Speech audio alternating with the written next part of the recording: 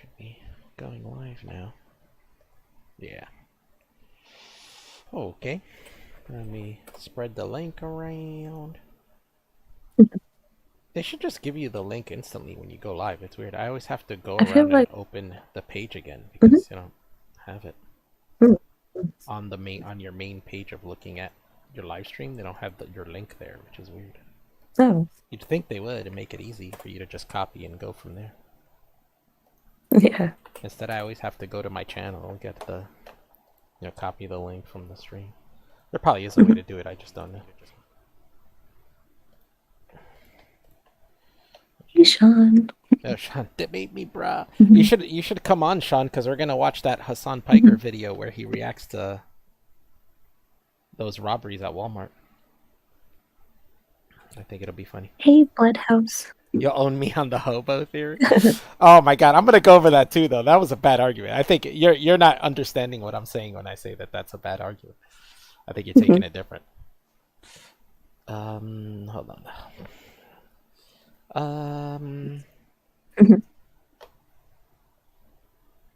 Oh fuck. Did I copy it? I think I did.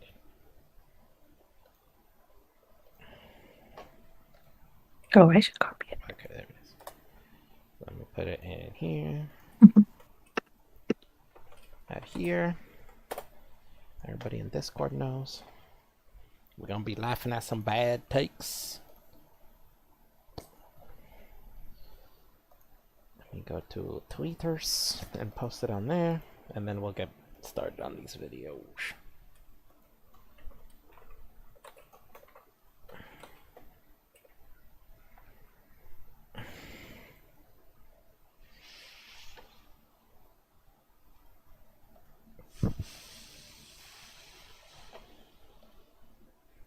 Lance got bodies on the screen. That's funny.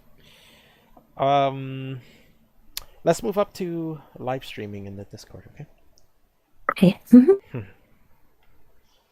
That way nobody gets confused this time and jumps in. Even though people are allowed to jump in, but sometimes they jump in not knowing that we're streaming. And they're like, oh shit. Okay. So I got this. I shall give me 5-10 minutes, so we'll wait on that one. And we'll react to that clip when Sean gets here. For now, you know what we could talk about for now is that the thing the Surfs posted, right? Oh, Let me look that up, because this is funny. And this is like a straw man. And it's funny that people don't understand what a straw man argument is, right? Because people are arguing with us about it. But it's completely a straw man. Let me see. This is it. Two straw mans, because he quote tweets his own tweet, right? His own original straw man tweet. He quote tweets it and creates another straw man by doing it. Here it is. First, let me go to this one first. Are you lefties are really, or, first off, he typed this out all bad. Like you couldn't you couldn't proofread this before you put this out. Are you lefties are really gonna say trans men are men? Let me show you what real men look like, right? So he's saying, he's talking as if he was a conservative, right? So he's saying, I'm the conservative, I'm gonna steel man your argument. I'm saying, so his steel man of the conservative argument is that you can't say trans men are men because real men look like this. And I don't know any conservatives who say that. Like, I don't know any conservatives who say you have to be physically fit or buff to be a man. Like, in fact, a lot of the conservative Surfs talks about aren't even buff. You know what I'm saying? Look at Charlie Kirk. He's not buff. Tucker Carlson's not buff. Like, he's not like physical. So who is he talking to, or who is he steel manning? That's all right. So, who is it referring to that makes this argument that you have to be this buff dude in order to be a man? Like, what a real man looks like is this? Like, I don't know any conservatives who say that. They say that this is typically a masculine look, you know what I'm saying? And they consider that look to be masculine, but they're not saying you have to be that to be a man. So that doesn't work. And that's also saying that you can't be a woman if you're buff. And I don't think there's any conservatives out there who call buff women men. You know what I'm saying? Yeah. Like that never Yeah. happens. Do you think Gina Carano gets called a dude by conservatives, by her own Mhm. political party? I don't think that happens. And No. so there's, it's obvious that there's many women out there. There's female bodybuilding. Like I don't think conservatives call that women. So then he quote tweets this again to create another straw man and says, "By the way, conservatives, you're advocating for all these dudes to play in women's sports, right?" And for I don't think conservatives in any way advocate for anyone to play in women's sports. That's not like an advocacy thing they do. They advocate for Mhm. people to not play in women's sports, but they don't advocate for people to play women's sports. So that's already a straw man. But the other thing is, I don't think conservatives are against these trans men playing in women's sports. There's women in women's sports way more buff than this dude right here that I'm showing. There's Yeah. women in women's sports way more buff than this dude. There's women in women's sports. There's women in women's weightlifting that are way more buff than this dude right here. Way more buff. Like another Yeah. one. There's women in female sports that are more buff than this. And I think Mhm. all conservatives recognize that there's women in women's sports that are way more buff than any of these four dudes that he's posting right here that are trans Mhm. men. And this is the straw man here is conservatives aren't concerned about the superficial appearance of a person. What their argument is that it's biological. So it doesn't matter if you look buff. It doesn't matter how much like a man you look like to them, right? Because Mhm. their argument is biological. Like this guy says it here, guy 101. Hey, dumbass, conservatives, meaning anyone concerned with the trans movement in parentheses, have a problem with biological men playing in women's sports only. Yeah, you're doing it backwards. Yeah. They're not Yeah. worried about trans men playing in women's sports because they, A, don't consider themselves women, and B, are too roided to play. Yeah. So yeah, you could do that anyway. That's not a thing that happens. What's not a thing? Men participating in women's sports? So he's saying trans men aren't men because trans men participate in women's sports, right? Mhm. Or they can, but either way, the argument conservatives are making isn't that trans men can't play in women's sports. In fact, I think a conservative would make the argument that trans men should be playing in women's sports. And I think that Yeah. when he's saying, you're advocating for all these dudes to play in women's sports, right? I think they would say, yeah, we are. I don't think they're literally advocating for it. I think they don't give a shit if these are women to them. You know what I'm saying? These are women Yeah. who transitioned into men. Their argument is just because you transition doesn't mean now you can play sports for the opposite sex, that the sex that you transitioned into. Although I don't think conservatives have a problem with these guys playing in men's or women's sports. I think conservatives would be fine with either one. And I think this is a total straw man to say that that's the argument conservatives are making. And then people argue with us. And it's like, what are you not understanding? Oh, he's saying free me. I think Sean needs to come in. I got him. You got him? Mhm. I'm free. Oh, there you are. Hey, What's up, Sean. Sean? Mhm. I might need to Not turn you much. up some. Hold on. Yeah, me no. turn your volume. Huh? I had to turn your volume up. You were a little low. I think I had you turned down. Oh, I could cheat. I got you now. Oh, wow. I got you wow, now. wow. Mhm. I got you. Yeah, to your point, like I literally point out that, like, first of all, there's no like trans men playing against men is not a problem. Yeah, They I don't know. win. Or playing against women is not a problem because they are, to a conservative, they are originally a woman, right? So, like, you're a conservative, right? What do you think? Would you be Well, I said it against before a woman because transitioning to a man and then still playing in women's sports? well, I said I don't I think said it anybody has a problem before with that. is that if you transition to a man, then like you shouldn't be able to play women's sports because you're literally taking testosterone, and we would disqualify a woman for doing that. Yeah, if it's part of the rules that you can't take a certain, um, medication or whatever it is, then yeah, I understand that. But if there isn't a hormone rule or anything, then there wouldn't be an issue, right? For a trans man to play with women. They are originally women, and so what would be the issue, right? I don't think there is one. Yeah. I don't think any conservatives are making that point. And I think it's funny, let me go back to that. I think it's funny that he's showing these guys and saying, are you advocating for these dudes to play women's sports? There's women in sports way buffer than these dudes. Like, those the one I was showing everybody. I'll show you guys. Hold on. And then we'll go to that Hassan video. Let me show you guys this image. There's this MMA fighter, right? She's not in the Oh, what's her UFC. name? She's way too big to be in the UFC. They don't have those weight classes for her. And she's not all that great. If she went in the UFC, she'd probably get beat. But she's fucking enormous. She's bigger than most trans dudes. Like, like I don't Yeah. none of the dudes that the serfs posted there are anywhere near this woman's size. Like, yeah, look how big this woman is. There's nobody, like who's you're talking about trans men. This is a literal cis woman who's bigger than all those dudes. Look at her Yeah. here. Look at this picture. She's bigger than all those dudes. She's way buffer than those dudes. They're not Wait, where am competing I with this supposed woman. to look to see it? Oh, on the stream. Look in the stream. Oh, Oh, on the stream, yeah. She's super buff. She's bigger Those than all the four shoulders. cis men, trans men the serfs posted. This woman's bigger than them. If she played baseball, if she played football, I don't think anybody would restrict her from playing in any of those sports, women's sports like softball. oh my god. She's enormous. She's huge. Her Gabby Garcia. She's an MMA fighter. She doesn't fight in UFC though because she's not that skilled and she's way too big in weight class. Like they don't have a weight class. Her for her. shoulders. Or bigger much than my competition for her. Like usually she fights in other countries. In Japan, I think she's Brazilian, so she'll fight in Brazil, and it's usually because they'll do these like catch weight fights that are like completely opposite weight class fights. You know what I'm saying?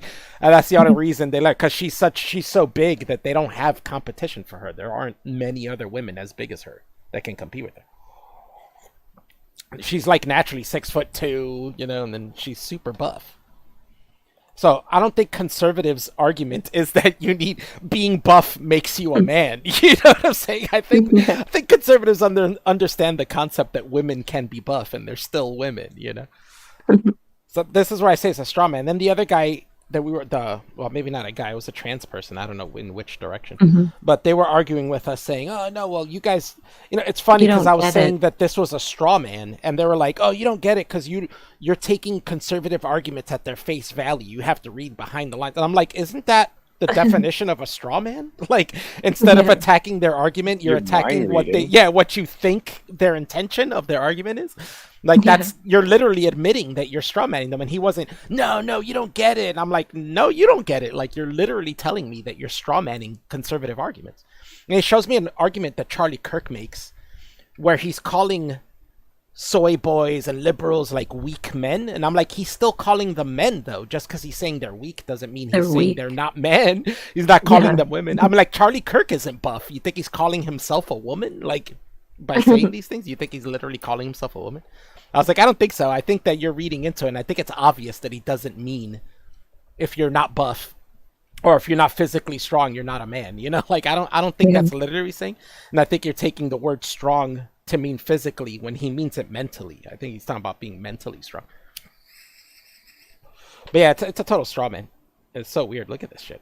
It's so weird. Green Lentz is like the worst. Yeah, of the them. king of straw men. It's true. But that's why I'm laughing. And this is where I get the idea that his audience agrees with him. They don't care that it's a straw man. They are also straw manning the opponent. And then when you argue that, and look, I'm not a conservative. I'm not even arguing that these trans men can't play in women's sports. I'm not arguing any of that stuff.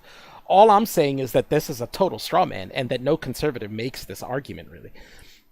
And that People don't typically talk about this because Yeah. like the trans what you call it. yeah. It's Trans men kinda barely like- ever happen. Like you never see, It's you kinda rarely like, see trans men in men's try out for men's sports. Like you don't see it very often. But it's kind of like usually the trans other way. men don't want to go to male prisons because nobody wants to go to male prisons, so it's Yeah. like not a topic. Yeah, exactly. And they don't play in men's sports because they don't succeed at it. You know what I'm saying? Well, sometimes they try, but they Sometimes don't they do do. well. Yeah, it's never sometimes. notable. That's what I'm saying. Sometimes they do, but it's super rare that they do well, and it's super rare that they would even make it to a level where you would see them, like publicly. You can Like, even imagine- see in his. Oh, sorry. Go ahead. Go I ahead. was gonna say, like, imagine one of these trying out for baseball. They look like they could physically play in the major leagues, but can they? Do they have the skill to? Like, are they? If not, That's I like don't the- think the major league would restrict them. They'd be like, "Oh shit, you can hit home runs like fucking McGuire could. Yeah, come on in." You know what I'm saying? Like nobody's gonna fucking kick you off for that. Yeah, no, they're desperate for talent in Major League Baseball. They scour Latin America and Mm-hmm. Asia and everywhere. Like if they could play, Yeah, if they could Like find a they'd be trans there. man that could play as good as like the top players, they would totally pay them up the ass to get in there. It's I mean, if women could play, they would take it. Are you kidding me? Like, hmm For Plus, sure, even for sure. his picture examples aren't even that great too, No, because that's what it I was looks saying. like they're This is where, modeling pictures. yeah, and this is where I say with these guys, I don't think any of these should be restricted in playing in the women's sports because most of the women's sports depending on the sport, but most of the women's sports, the girls are just about as buff as this. You know what I'm saying? no, well, Maybe not like, this one. This one's bodybuilding, but there's bodybuilding women that are bigger than this in women's bodybuilding. well, There's way bigger than this. the problem with women's sports is like they have like the dudes are the trans dudes, the female to males. Like they have like a crazy testosterone advantage because they're trying to get to like something trying like to be 300 to 400 like Yeah. whatever testosterone, and a normal woman's at like 40. So No, like, but look at if this. you- Like I promise you've seen female bodybuilders that are way more buff than this. yeah, but right? they've like restricted that South African woman that people accuse of being like a Oh, hermaphrodite. the intersex lady. Yeah. Yeah, because she has Yeah. like a T score of like 80. Mm-hmm.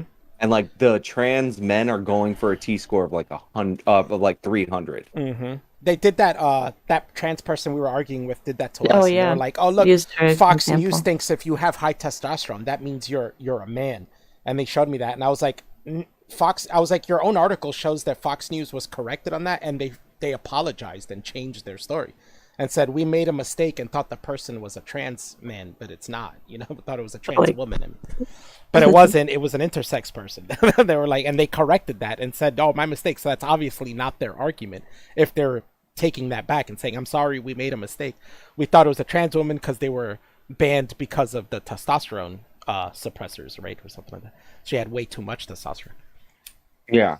And That's- even with that's that how clarification, So they made a They mistake still aligned thinking with it. that the reason she had too much testosterone was because she was a guy who transitioned to being a woman, but that wasn't the case. And when they were corrected, they apologized the next day, corrected their story, and took it back. So I'm like, how are you going to say that's their argument when they're literally telling you that they're sorry for making that mistake, and taking it back? It's not the argument then. But it's weird to me. That's why I was telling that person. It was a 20-year-old kid, though. So, I mean, they don't get it. But this is the problem with these people like the serfs and shit, is that they put out these shitty arguments, and these young kids don't know the difference. Like, they don't know what's a shitty argument, what's not. When you have these guys telling them consistently that, yeah, this is the argument conservatives are putting out, but this is really what they mean behind that. When they say this, they really mean that. You just ruined discussions for generations, maybe, for decades, maybe. You got all these young people growing up not knowing what the actual arguments are and straw manning everybody. It's funny because like nobody cares more or less about like trans men except for like when it comes Yeah. to I agree. what you call it to like kids transitioning from female to male. Like nobody cares because trans men aren't trying to get into male prisons. Nobody wants No. to be there. Yeah, They're that's true. even if they try to get into male sports, they're gonna get dominated because like no matter how much testosterone you hop yourself on if you're a woman, LeBron James is gonna fucking smoke you at basketball. There's no it's like in terms of these issues, they're totally about the male to females, not the female to males. No, you're right. Yeah, you never see that. You rarely see that. I remember I made an argument like that with a trans person online where I was like, you never see trans men competing in men's sports. Like, you never see that. And he was like, oh, yeah, well, what about this boxer? And he shows me this boxer who's a woman that transitioned to a man and is a professional boxer. And I look at their record. They've only had one fight. They won the one fight, but they fought against a guy who was 0-16. I was like, yo, literally the one fight they've had is against a man who's 0-16, has never won a fight, has lost every single fight he's had out of 16 fights. And that's what they put the trans man against, and he beats him. Doesn't knock him out. This is a guy who's been knocked out like close to 16 times. I think he had a really high record of being knocked out for those 16 losses. He doesn't knock him out. He wins by going the distance and outpointing him. Like it just shows like, yeah. And then they haven't boxed again in like 2 years, and it's been like 2 years, and it's like, yeah, I don't think that's working out for them. Like, I think this isn't the gotcha you think it is. Because even if they do compete, like it's not, like when you have like a bad male track star that like, gets like is like low ranked in terms of the men. and then they go to the female side because they transition at like Mm-hmm. after they're already an athlete, and then they set like a women's world record. That's notable.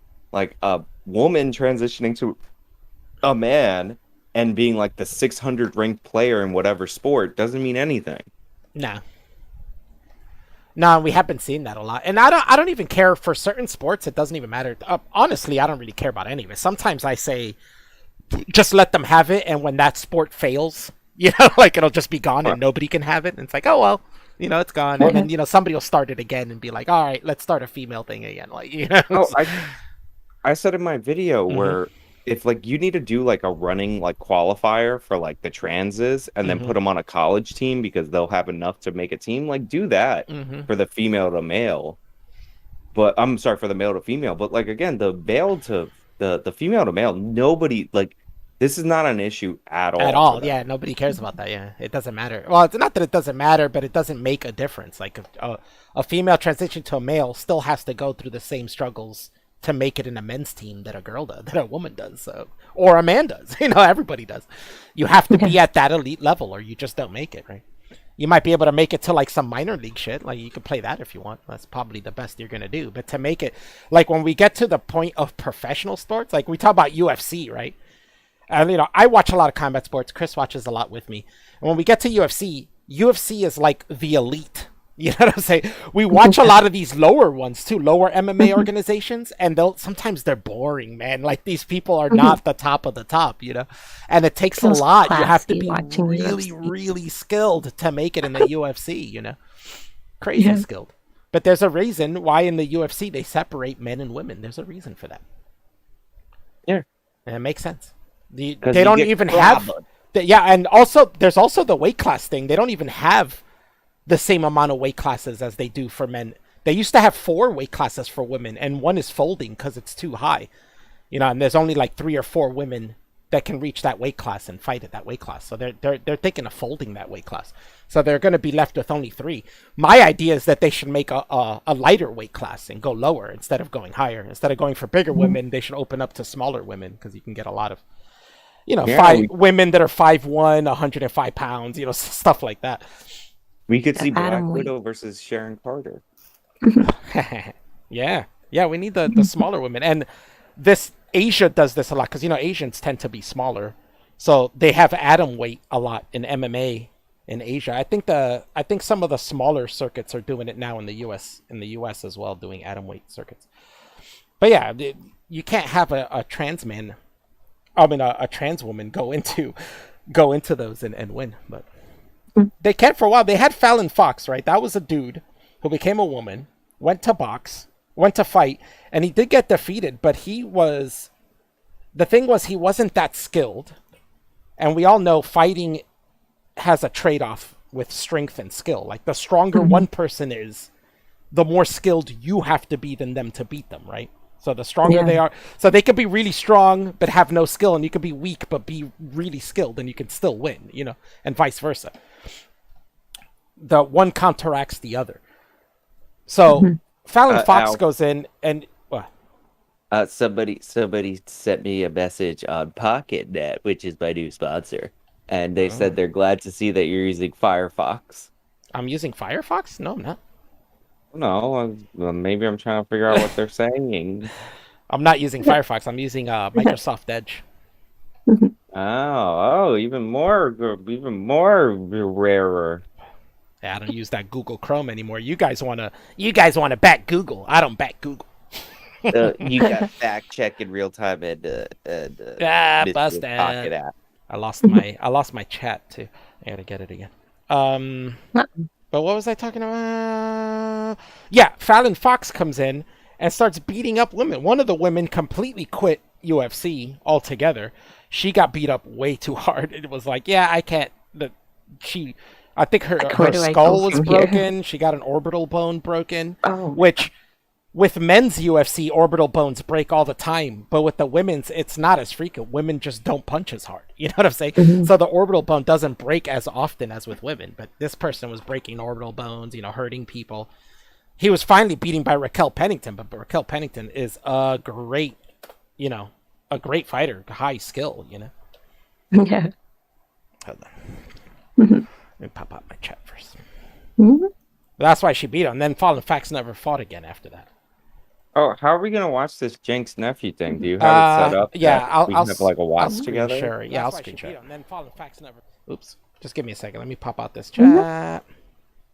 Hour, And then I'm going to screen share. And then we can start doing this. So, Chris, how are you doing today? I'm doing pretty good. How about you? I'm doing swell. I had a premiere. I saw you guys there. I Swell. was there. I was. You What? saw me? What a gay. What a gay. Only gays say swell. Oh my God, homophobia. Homophobia. All right. You guys good? You gotta jump into the screen share. Mhm. I jumped into it. I bit it up. Here and now, I didn't make any noise. Usually it goes and I didn't get any of the noise. Edge ripped off Firefox. Yes. It works fine for me. I don't mind Microsoft Edge. Okay. Alf uses Bing too. Yes, I do. Why not? Anyway, we'll get back to that. But dry snitching, For boys. those of you- dry snitching is on the timeline. Dry snitching. Liberal. For those of you who don't know, Bing gives you points, and you can get Amazon gift cards with those points. I get free stuff from Amazon all the time Yeah. So. from using Bing. So I'm better than you Google users because I get free stuff all the time. So yeah, he says dry snitching. So he's upset that people are already off the bat. There's a video. He says dry snitching on my timeline. So he's upset people are recording Back this to guy that. and shaming this But guy for dry stealing snitching, stuff, boys. basically. Dry snitching is on the timeline. Liberals went from like I don't know, defeating Liberals. racism by documenting every instance where like someone is yelling at a black person. This guy, I don't even think is a white dude either. He looks No. like a person of color, the security guard who's recording him. Yeah. To directly documenting when people are stealing shit and Are you watching, Sean? Yeah, I'm watching. Sean? I'm Okay, watching. okay. I wasn't there. Sure, if participating you're still- as willing soldiers in the white supremacist criminal justice system in perhaps one of the most reactionary ways that you could. So let's take a look. Can you pause this for a second? How crazy is that? Willing soldiers in the white supremacist criminal What the justice fuck? system. Meanwhile, he doesn't realize that this guy stealing is ruining it for the poor people in the area. This store is gonna close. You know what I'm saying? Because people keep stealing from it. And they can't afford their and- employees. People are losing hours. Shrinkage causes loss of hours and loss of employment. Like anybody who's worked retail knows this. Like he's never worked retail is obvious from. There's a petition for Walgreens that closed because it was near where all the seniors were I've seen that. populated, and it closed because of thievery. Thievery, yeah. Thievery's gone up. I mean, this was the thing I was gonna tell you because you did a video on it, and I was gonna tell you to like read into it more because I know Walgreens, but I read into it more and saw that it was kind of both. But Walgreens, these pharmacy stores have been doing bad for a while, and they're all been closing stuff since 2019. And Walgreens specifically said they were closing 10,000 stores between 2019 and 2022. So I was like, maybe this is just a rash from that, but they literally said that they chose these specific stores. Like Walgreens themselves said it. They chose these specific stores over that bankruptcy. So They closed it. They maybe have been closing since 2019 nationwide, but in San Francisco it's they've been San closing stores since 2017. 2017. And they were, CVS and Oh, Walgreens. yeah. That was another thing I read, that Walgreens and CVS themselves also said that shoplifting has been bad in San Francisco for a while. You know, like it's just been getting worse now, but it's always been pretty bad. CVS says they spend 35 times what they would expect to spend on security in CVS, which is, part of that San Francisco is expensive, so you got to pay employees more. But a huge part of that is the thievery is up, and they can't even stop them because you'll get prosecuted if you interrupt them, or sued. I mean, that's been a thing for a while. I mean, here, I don't know if it's a New Jersey thing or a corporate thing, but in most of corporate retail places I've worked, they always tell you don't stop the person, like don't chase after them, don't, try to grab them. Like, just basically report it and let them go. Like, they always tell you that because they don't want, like, usually what's being stolen isn't worth a lawsuit if, you know, your employee hurts the person or does something, you know. Usually it's not worth that. So they usually, the corporations themselves usually tell you, don't chase them, don't. Yeah, but typically they, you Just know, call the police. But they made it a misdemeanor, so it's not even. Sometimes what you steal, you can probably make more money than what you got to pay for a misdemeanor. You know.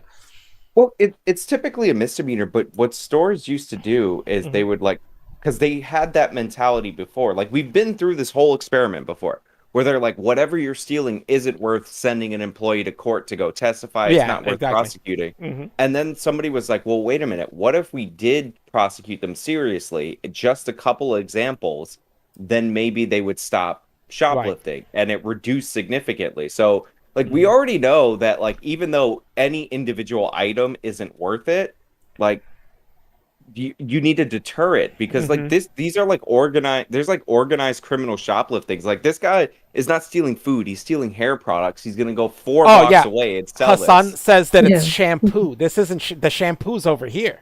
The shampoo's, you can see the shampoo right here. Here's the here's a conditioner. That's Head and Shoulders. You can tell from the colors. So this isn't the shampoo. He's stealing expensive hair products on this side. Who knows what they are? I can't tell from here, but they're behind glass. You can tell. But by the way, remember the story where it was like don't lock up the black hair product? Yeah, but they don't. They Yeah. just lock up the products that are stolen the most, right? Like it's not that they're black products. It just happens to be that the black hair products are the ones that get stolen the most. Let's see more. Call 911, Call maybe? They don't even know what to do. This guy, he tries to snatch the bag. Look at him watching. Yeah.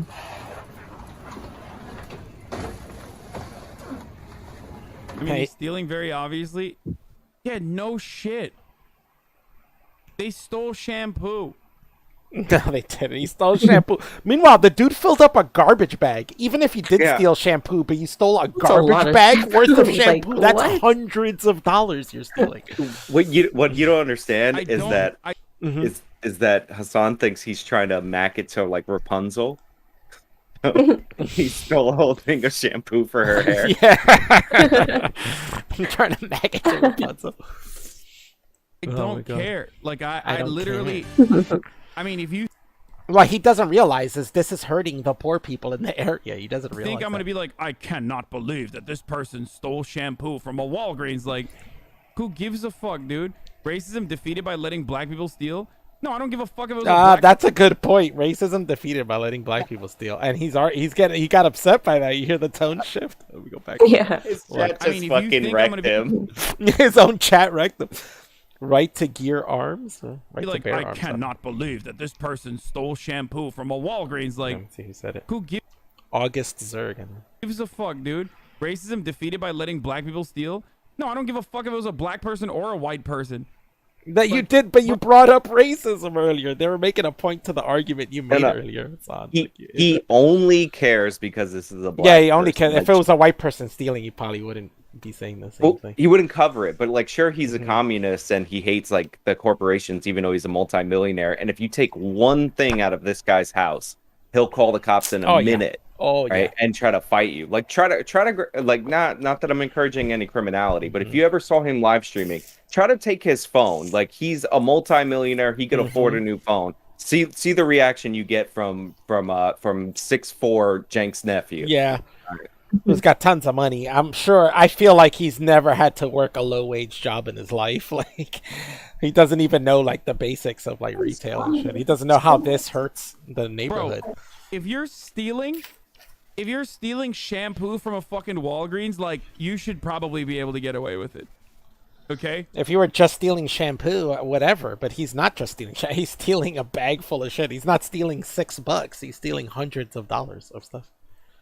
Oh, look at this guy. Shampoo is so overpriced anyways, it deserves to be stolen. I wonder, I would love to like get that person an interview and ask them the process kind of of making shampoo? shampoo and ask them how much a shampoo's supposed to cost and what the price is of it. You know, literally there is cheap shampoo. There's 99-cent shampoo. I see it all the time. You know? Yeah. There literally is cheap shampoo. You can get a bottle of like VO5 for 50 cents to $1. Like, Yeah, come I on. see it for 99 cents, but about 50 cents, maybe at like a dollar store or something. They'll sell it even cheaper. But yeah, you can get it for super cheap. So I mean, the shampoo that costs more than that is because they have higher priced Yeah, ingredients in it. You know what I'm saying? it sounds like luxury shampoos, Yeah, like salon exactly. quality So then shampoos you're and not stuff. just stealing overpriced shampoo. You're probably stealing accurately priced shampoo that has expensive ingredients in it. Mhm. So one of the things I loved about the Inside Edition segment on this is Mhm. that they showed like the empty shelves, and like the Walgreens was like, yeah, we're not restocking the shelves. It's Just getting for them to stolen be so much. stolen, yeah. So like That's true. that guy just jacked all these black hair products from there, like these expensive, like Mm-hmm. high-end like hair products. Like they're not gonna fucking restock it. So Mm-hmm. like in all of a sudden people are gonna get angry. They're like, oh, why do they never have products to serve my community? Yeah. It's like, well, you can't lock them up. You don't prosecute the shoplifters. They're coming in and They're filling up stealing them, yeah. trash bags. Like They're then we're not losing gonna money serve you. stocking that to serve you those. Like, Yeah. there's no point in them losing money to serve something to you, you know. But these people just don't understand how the chain of how things work. Like this person, oh, corporations have feelings too. Nobody's worried about Walgreens' feelings. You know what I'm saying? In fact, we're worried more that it's going to impact the neighborhood, and this neighborhood's not going to have products that they need. You know? Yeah, people get their prescription drugs at Walgreens, Uh-huh. right? For like affordable Oh, prices. dude, That's why it's a successful corporation. They pharmacies are like disappearing, right? Like how many old school Mhm. pharmacies do you have near that's not like a franchise shop like this? You know, that's not really just a pharmacy. That's like a store slash the pharmacy. the fact that they're still closing under COVID when the government is paying them $100 a pop to vaccinate people Mm-hmm. shows you how completely out of hand the stealing is. So Yeah, like it's bad.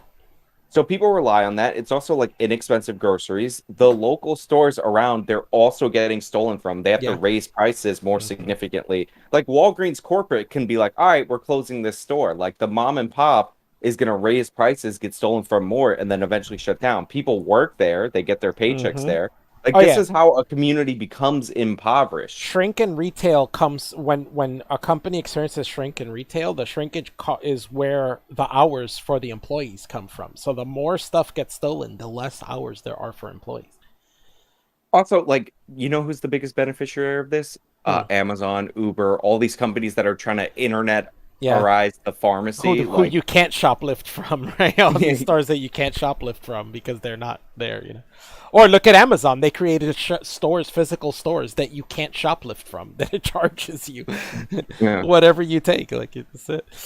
That's probably what these Walgreens should do, and just become like a store you can't come in unless you have a specific identifier that charges you for everything you walk out from, just like the Amazon ones do.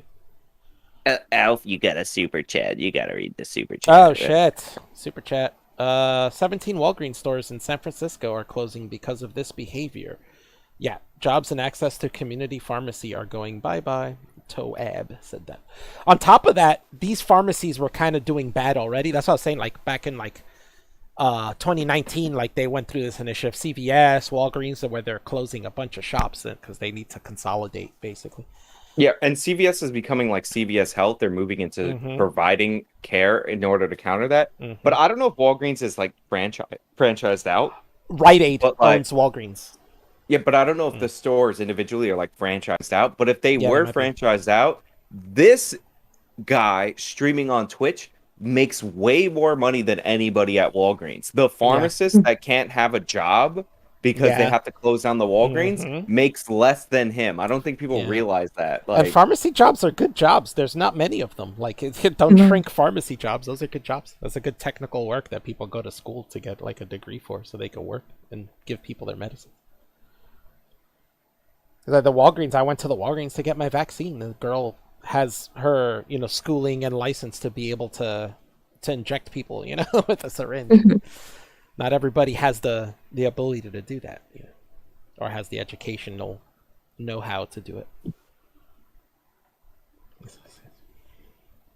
Like, it's literally the definition of a victimless crime. Do you understand? No, see, this is the problem. Is he doesn't. It's not. If if you're not directly seeing a victim, then there's no victims. But there are indirect victims to this, like we were saying. There's also a direct victim of it. Mm. The person or the entity that you're stealing Yeah, from. the entity you're stealing from is actually the victim. He's saying it's a victimless crime in a sense, a victim that you don't care about, right? Like, I don't care about rich people, so it's okay when you steal from them. This is why I always hated the term non-violent crime, Yeah. non-violent crime. I don't care about a non-violent crime. Somebody steals your identity, ruins your credit, you end up losing your house. Yeah. Technically, they didn't punch bad. you in the face, but they ruined your life. And that's what I'm saying. Like, these people, a bunch of people stealing from the store can create a chain reaction where we say, like, 3 people from here lose their job, 3 people from another store, or this whole place closes down, and that's like a good 20 people without work now, and now you've created 20 homeless people that are out there looking for jobs they can't work, you know. Again, who knows what family they have that they're taking care of that they're not going to be able to take care of anymore. Again, this spoiled brat communist. Right now, he's talking into a Shure microphone. It's a $400 microphone. He's a multi-millionaire. Yeah, if you broke into his house and tried to steal that microphone, and he had a gun, he would shoot you dead. Like, so this idea, victimless crime, blah blah blah. Like, he would kill you over any of that. Yeah. Like, you know, it's funny. You just reminded me that Destiny does this argument where he says that he says he doesn't agree. Like, him himself, principally, he thinks you should be able to shoot somebody that breaks into your house, but he says he himself would not. Because he says he's pretty wealthy and he can replace anything a person's going to steal, and he'd rather not shoot somebody and kill them. And I'm like, all right, but that's his choice. At least principally, he says you could shoot somebody that breaks into your house, you know. Alf, the modern day debates channel is in here demanding a debate What? from you. They are in here, but they're not demanding a debate. Yeah, thanks, modern day debate, for coming through. That's cool. What is being... we're just going through videos and laughing at stuff. Right now we're talking about Hassan making comments about people stealing from Walgreens, but but yeah, like we were saying, there is a victims to this. Like, even if you want to ignore Walgreens itself being a victim, you know, because there are indirect victims as well who are, you know, as the money drops for this store and they give out less hours, then people are going to be left out of work, you know. People are going to make less work, hours are going to go down. It's this happens at retail all the time, where you'll notice, like, especially even if you're like a person who's worked there for a while and you get raises and you go higher up, the higher up you go, the less hours they give you, right? So they're not cashing you out anymore, really. So this is the kind of thing that happens when there's shrink at a store. They cash you out less. You're making less hours. And by the way, when the store closes, like the other 17, and nobody fills the gap, and then you just have a dead place, like, that hurts the neighborhood. It drives down their property value. Yeah. Like, when a place looks decrepit, more crime comes in. Like you said, there's way less pharmacies now. Like, Walgreens, actually, I never even thought of that point. Like, you made that point. It totally makes sense. Like, pharmacies are necessary. Like, Walgreens and CVS have been providing that for a while these mom and pop pharmacies are really been disappearing a lot. I remember they used to be all over the place when I was a kid. There would be a pharmacy like every couple of blocks. Now you see way more Walgreens or CVS's for pharmaceutical stuff than just plain pharmacies, right? Yeah. Or pharmacies have evolved to be like general stores that have a pharmacy attached to it. But yeah, people need to get their drugs somewhere. Let's continue watching. Let's see what he says. Motherfucker needs soap. Let him have the soap, dude. Maybe he needs soap. You steal a Some bar of of you soap, need- that's one thing. But stealing a garbage bag full of products, which he doesn't even know is soap. It was the hair product aisle. He was saying it's shampoo, but the shampoo was like in the middle of the aisle. We saw it, and he was at the end, stealing stuff from behind glass. So it's probably, like Sean said, like black hair products that are usually inexpensive. He needs high-end hair products that are $30 a Yeah. pop, mostly for women. Like, Yeah. don't you know? Yeah, Don't obviously, you know? he's not going to use that product for himself. He's going to go sell that and make money. Need more soap in your lives, dude. Oh my God. No one needs that much soap. It's so crazy, right? It's such a weird Would thing you that he steal? wouldn't No, I don't understand. have Would to. you steal? I don't have to. But that's the point. So he's saying that guy has to steal. He has no choice. Yeah, He he doesn't has even know to. that I guy. mean, he. How does he know like, that? I'm guessing he's I literally making some live racial walking distance from this assumptions. Walgreens. Look at this guy. Central Committee pointed this out earlier. Wage theft is far greater than larceny. Wage theft versus other forms of theft in the U.S. And they're saying wage theft is greater than larceny. But so this is how. But imagine that argument is true, right? You would say a theft. If you were saying the theft is greater, then you would justify it by stealing from the person who stole from you, right? Like, does this guy work for Walgreens? Is he saying this guy works for Walgreens and they gypped him on a bunch of wage? They stole a bunch of his wages, and so he came back to take it in product? Like, is that what they're saying? It's also like ridiculous. Like, some employers don't pay employees overtime, and then they get sued later, and then they're forced to pay it. But like, some employers don't pay employees overtime when they should, according to the law. Therefore, this guy should steal from Walgreens. Yeah. Also, you know what? You know what's higher than so-called wage theft? Mm-hmm. People stealing from their employer. Yeah, embezzlement. Yeah. Small, petty, and large. Mm-hmm. I always get, every time I've worked retail, you always get the talk that most of the shrink comes from within. The employees steal more than the actual like neighborhood does. You know. Oh, for sure. When I used to sell helicopters at the mall, this new guy shows up and he asked me which helicopters I thought were the best. Remote control, not the big ones. Mm-hmm. And I pointed like two. I'm like, oh, these are kind of like well balanced and all that, right? And we get them at a severe discount. Like, this was absurd. Like, we're selling them for $60. We get them for like $15. Whoa. I get a call. I get a call from my boss, and he tells me that there's inventory missing, and accuses me of stealing it. And I'm like, man, I don't want this shit. It's fucking trash, right? And it turns out every single thing that was stolen was everything that I told him was good. Oh, the shit. day I told him, come on. Yeah, that's suspicious at all. John, did you go back Oh. later that day? Billy is saying in the chat, what's up, Billy? He's saying, Castley is going on Dylan Burns tonight, and Hunter is going to be on. I'm going to tell him to ask why he won't debate AJW. He's just going to say the same thing. We actually know why. He uses the same excuse every time. He says that, Slippery Sean!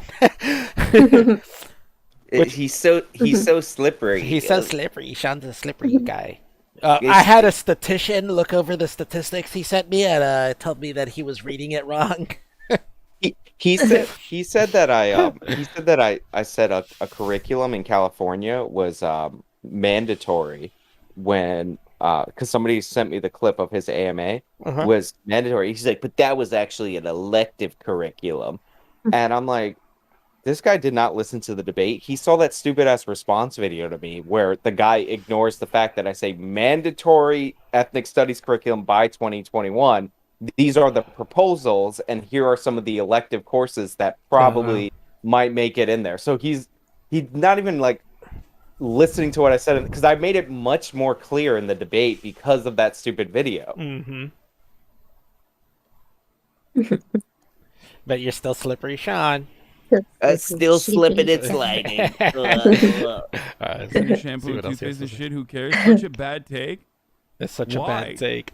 Saying why? Oh, we could tell you why. Why? Because it's hurting the neighborhood. If your argument is just like, oh, but in the end it's just stealing, yeah. But that wouldn't be an argument. Who would make that argument? But in the end, it's just stealing. I think people have way more sophisticated arguments than that. It's the soft bigotry of no expectations. Like, you know, he immediately starts off by saying white supremacist snitch. First of all, they're totally neutered. Like, the security guard can't be a security guard. Yeah, he can't do anything. Right. So on top of them paying a lot for security, their security can't even do their jobs. Like, terrible. I know. You're siding with stealing? 100%. You're siding with stealing. He said 100%. Well, I mean, this is the guy. If you remember, I did a series on this guy. And within that series I did, he said crime is not a crime. He had a shirt. He has shirts that say that. Crime is not a crime, he says. And that's his thing. It's a weird thing that he says that crimes are bullshit. They don't exist. You know, people can do whatever they want. Whatever. I don't know how that works. I don't think he has a solid argument for that. I think if he debated him on that, he would fail horribly. People can't even theft is power plus stealing. Yeah. Crime is not a crime. He said it all serious too. shaking my head. And this was on the when he was reacting to Devin's video on those people that were looting and the after a storm or whatever, hurricane, and the lady was walking up and asking them, "Why are you looting? Why are you stealing these products?" And he's like, "Oh, she's such a snitch. Look at this snitch." Blah, blah, Yeah, blah. and he's like, they're stealing from their family. They're stealing like groceries for their family. He's like a Family Dollar. Which, by the way, you want to talk about a dude that's like your champagne fucking communist. He's like, the Family Dollar only sells food. Obviously, he's never been in a Family Dollar because it sells clothes and like all this other stuff that's not food related. You see people walking out with armfuls of t-shirts. Yeah. He didn't even watch the video because like I played the clip because I did a response to it too, and I showed like this lady like running with the entire rack of shirts. Yeah, that was a lady. That's right. I do remember. It was just the storm though. Mm-hmm.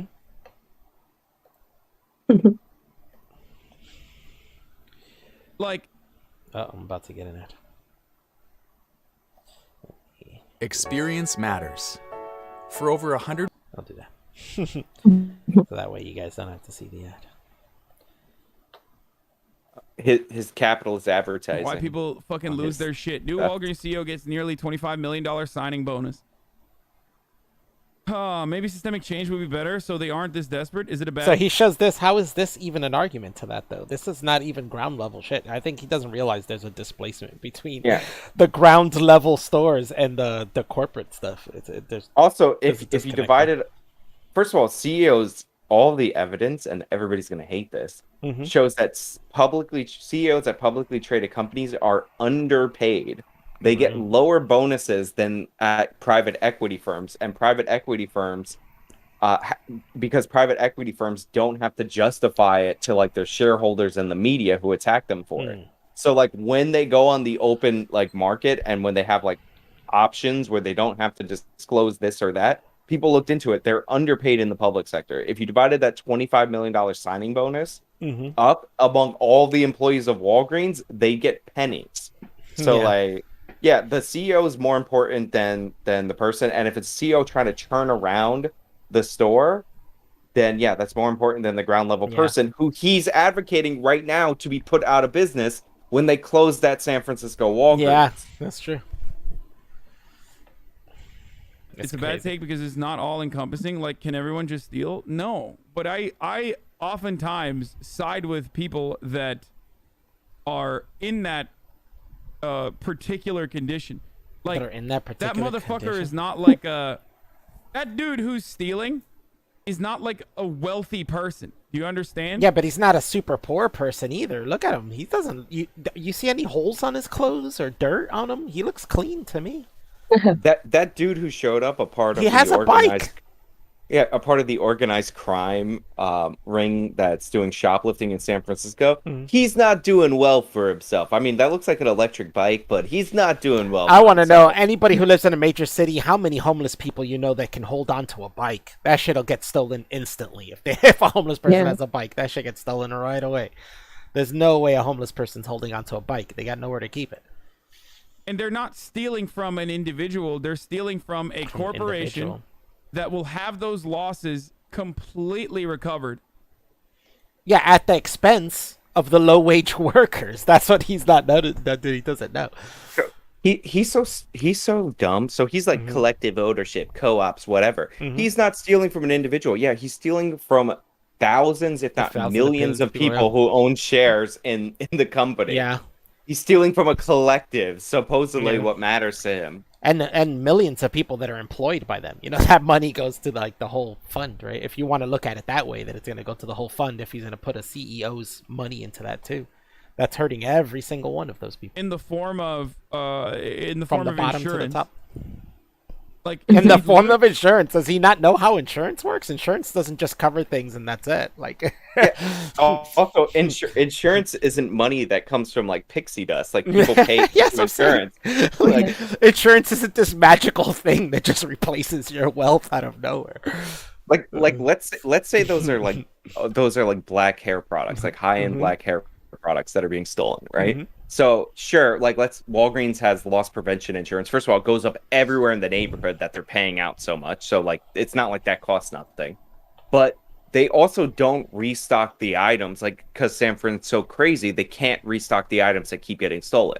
So like if you're the manufacturer of those black hair products, then you can't make as much because stores can't carry them because they're being stolen. So then you end up having your business stressed. You could end up going out of business, and you're either going to cut off the manufacture or production of those black hair products or go out of business if that's the only thing you do. So then overall, black people don't have the hair products, and then they start complaining about how systemic systems of white supremacism don't make enough crap for them.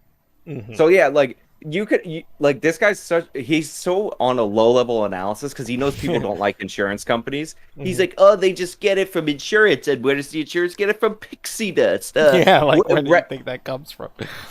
It's a write-off, write-off. Just say write-off. It's like, no, you can write off a portion, sure, from your revenue, revenue, but that doesn't. It's not like it's a complete wash. You still lost that stuff. You're still at a loss. Yeah. Literal victimless crime. Literal victimless crime. And as always, and this is the classic, but you know, if you are worried about theft, then fucking look at wage theft. Okay? Don't look at wage theft. Oh God. Why can't? Well, on top, even if this was an argument, why can't you look at both? Like, wouldn't both be an issue? Like, why was one more of an issue than the other? Like, that doesn't make any sense. Also, minimum wage violations aren't wage theft. When I worked at the mall selling remote control helicopters, I purposely worked under minimum wage and got paid cash. Yeah, I totally filed my taxes later, guys, because that would be illegal if I didn't. But yeah, so minimum wage violations, like, he's not against illegal immigration. Like, don't get fooled by this. Most of this is in terms of illegal immigrants. So like that's what he's talking about.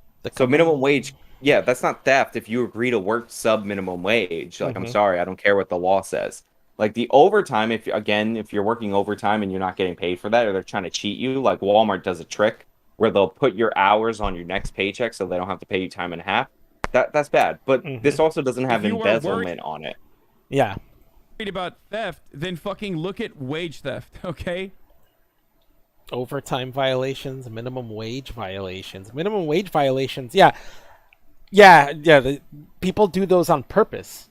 People go and find under the books jobs. Like, and I will.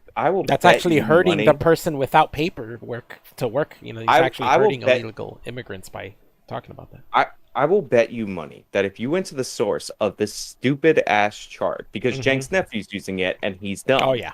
Then the minimum wage violations is going to capture people who work in tipped professions for sub minimum wage, because there's no way that I don't believe it that people are somehow getting paid sub minimum wage more than overtime violations, because overtime violations is normally the one that gets prosecuted. So I guarantee you he's talking about tipped minimum wage, and that's just a chart that says what percentage of people get paid the tipped minimum wage. Maybe. Like, the only other thing I could think is if this is when businesses get busted for hiring people under the books, you know? No, like if a whole warehouse gets busted for hiring illegal immigrants and paying them under the books, then this would go into that, right? No, but like, look at how stupid this chart looks. Yeah, right? It looks. And I don't see any sourcing on it. I bet you if you track down the sourcing, it would be total nonsense. I also don't believe that robbery is less than $1 billion. I don't believe that. Yeah, that's. I bet that's where from what other types of theft. Burglary. Why is burglary and robbery separate? Like. Also, like, what is rent? What is rent violations? Break violations? Oh no, rest break violations. That usually is also through negligence. Like, that happens all the time from people just themselves forgetting to clock out in time. You know what I'm saying?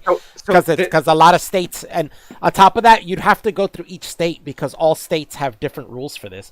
In New Jersey, if you work more than 5 hours, you have to take a 30-minute break. You know, after those 5 hours, and you can't go past 5 hours without taking a 30-minute break, or that counts as a violation, and they get charged like $250 or something. So I know employers like I've seen employers literally say, like, take a break. Like, I worked at a university; they're like super serious about that. So they're like, you have to go, get out. Like you need to go for like your 30 minutes Yeah. because of some rule or Yeah. regulation. Go So clock like out. the doing work through your break, like people sometimes choose to do that. And like you could see it in your pay schedule. Usually if you work 8 hours, you actually get paid for 7.5. Right. If you don't take your break, that's on you. And if you stay after you punch out, that's on you. And that probably should be included in overtime violations. So, but that minimum wage thing, don't believe it at all. Plus, wage theft is not like the communists use wage theft. No, that's I what I'm don't saying. Steal from employees when some of these happen because of the employees' choices. So then it's not theft. Like, we'd have to break these down. Like, if it's a minimum wage violation, how do we know the employee themselves didn't look for that, and didn't say, hey, pay me under the books and I'll take less than minimum wage or something, you know what I'm saying?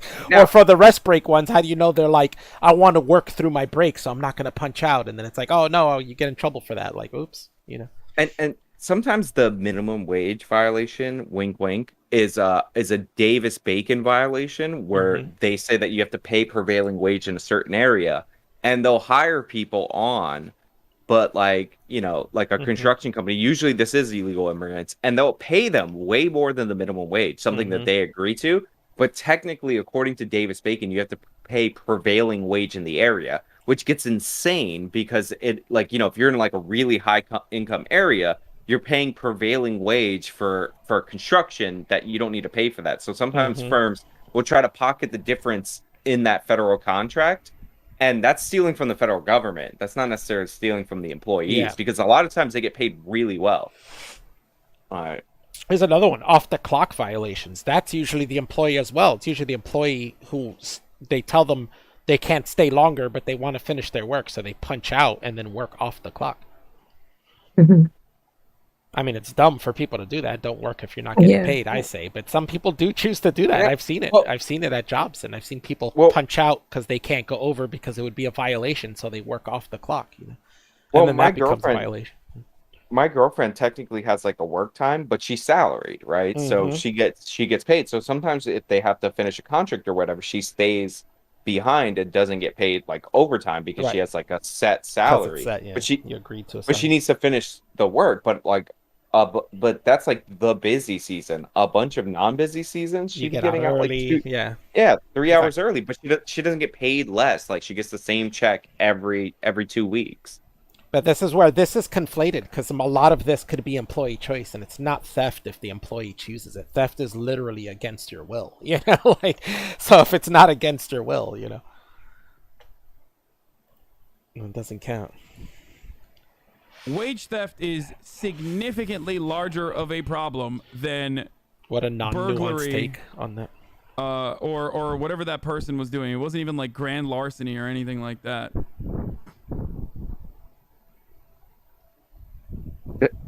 This is such a stupid argument anyway. It's It's a really like bad argument. The real crime is making shampoo for POC cost more than shampoo for white people. That's because it's more If it was a expensive small independent ingredients for business, some that'd of be them. You different, but can it's a still use Walgreens the law. Yeah, same like shampoo as yeah, the cheap one. literally. Everybody can use the cheap shampoo. It works for everyone. But if you want something that's The irony, of particularly for course, your is hair that, that like, does certain things for your hair because you When have I was in different hair, college, it that was could be never more poor expensive. motherfuckers who stole all the Yeah. time. Can you pause it? He just said 3 incredibly stupid things. Oh, shit. Where he's like it would be different for a small independent company versus a Walgreens. It's like the law is enforced the same in San Francisco. This is just a video of it in a Walgreens. It's Yeah. happening all over. So like But it is the happening same in law other that he's advocating for is for that. Then somebody said it's a crime for the black products. It's like it's a specialty item. Yeah. Also, it keeps getting stolen, so you have to cover the fucking theft. No, but I'm saying Jesus it's like Christ. the black products are usually to get their hair to be a certain way, so you need extra ingredients in there that do that. You know what I'm saying? But you could still wash your hair with the cheap shampoo, and it's gonna clean your hair the same. But it might not make it as manageable as like the more expensive stuff does. But which is kind of the point: is the more expensive money you spend on shampoo and conditioner, the more manageable it makes your hair, right? Or the more it makes it the way you want it. But you can still clean your hair, This is like ironically like a bias toward like seen versus unseen. So like a small shop owner, he could see the victim. Plus, like if for those of you who don't know, Cenk's nephew here, his family's from Turkey. Cenk's father, which was his grandfather, is like a business owner.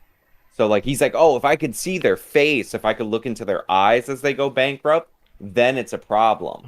But like the employees, like they get fired and laid off, and I can kind of blame that on the CEO of Walmart's of Walgreens. So then it's not a problem.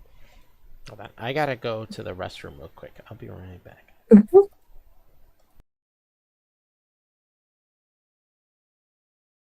Right, we're taking over the Alf Betty show. No. I'm sorry, Chris. I'm Steve Rowling. I'm Steve No, Rowling. you're okay. You know, in this intermission, I gotta get a coffee. You gotta get a call. Oh no, you're leaving me. No. No, don't we leave. can't. We can't. I will leave. You gotta talk, so there's no dead air. Okay, what can I talk about? Oh, I'm playing Zelda. I can talk about Zelda.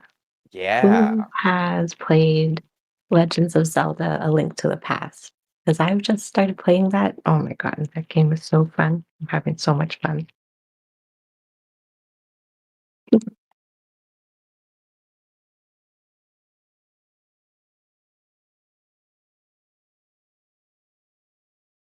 No. Right? Yeah, Steven knows. Yeah, it's such a good game. And I'm just discovering all the other games that are Zelda related. So yeah. But oh, thank God you're back. Thank God.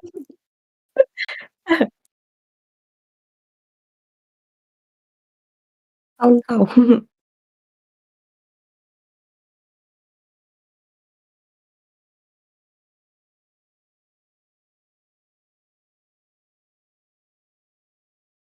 Oh, he will. John went to get coffee just a minute ago.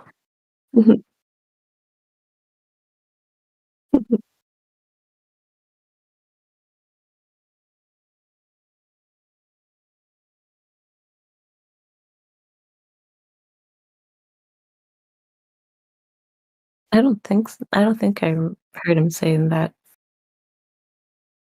Mm.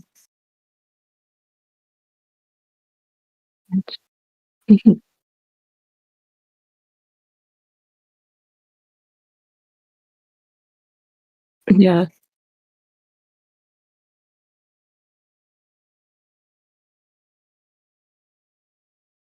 Oh, that's, Snapchat. That's Snapchat. Because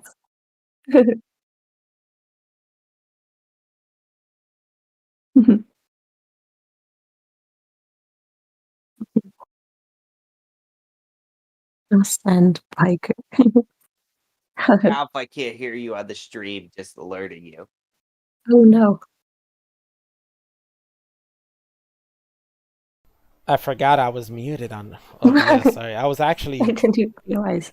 Because I could hear you. That was weird. I was actually saying what's up to Stephen Michael Davis and telling him thanks for the thought with the super chat. It's the thought that counts, so it's all good. Thanks anyway, and thanks for coming. Yeah, I'm not muted anymore. So, Sean, let's watch this where he talks about little apartments. I'm gonna skip actually because this guy talks for a while before they actually get to it. And he's making fun of it, which is kind of wild to me. Like, but I don't remember him making this point. But if he is making this point, this is another thing that he's talking about that's like anti-poor people. Because like, if these tiny apartments weren't legal, it's the poor people would suffer from that. Like the lower income people would be the ones that suffer from not being able to rent these tiny apartments for cheaper. why are you making fun of the apartment that you're selling right now, homie? What's going on? The fuck? Oh, hold on, I went too far ahead. This is where they check out the first apartment. This guy has toured how many apartments? You said 250. Oh, jeez. So I've made over 250 apartment tours on my channel, but they're not as nice as his tours. We're at the first place, and like I said, these apartments are only going to get smaller. The final one. Damn, I want some of that Szechuan chicken right And there. they're all smaller than the ones you mentioned. None of these are 200 square feet. No, forget that. Here we go. Nice welcome. All right, so the main hallway, we have the actual apartments. We have 4 units here. Here we are, first apartment. Here we Door go. stays Look at this open. tiny ass apartment. It is tiny, but it's still kind of nice though. It's a nice small apartment. I like Where's the this bathroom? one. facing Oh, he south. said it's not bad. True. So we This have one. the sunlight, but this is a tiny apartment.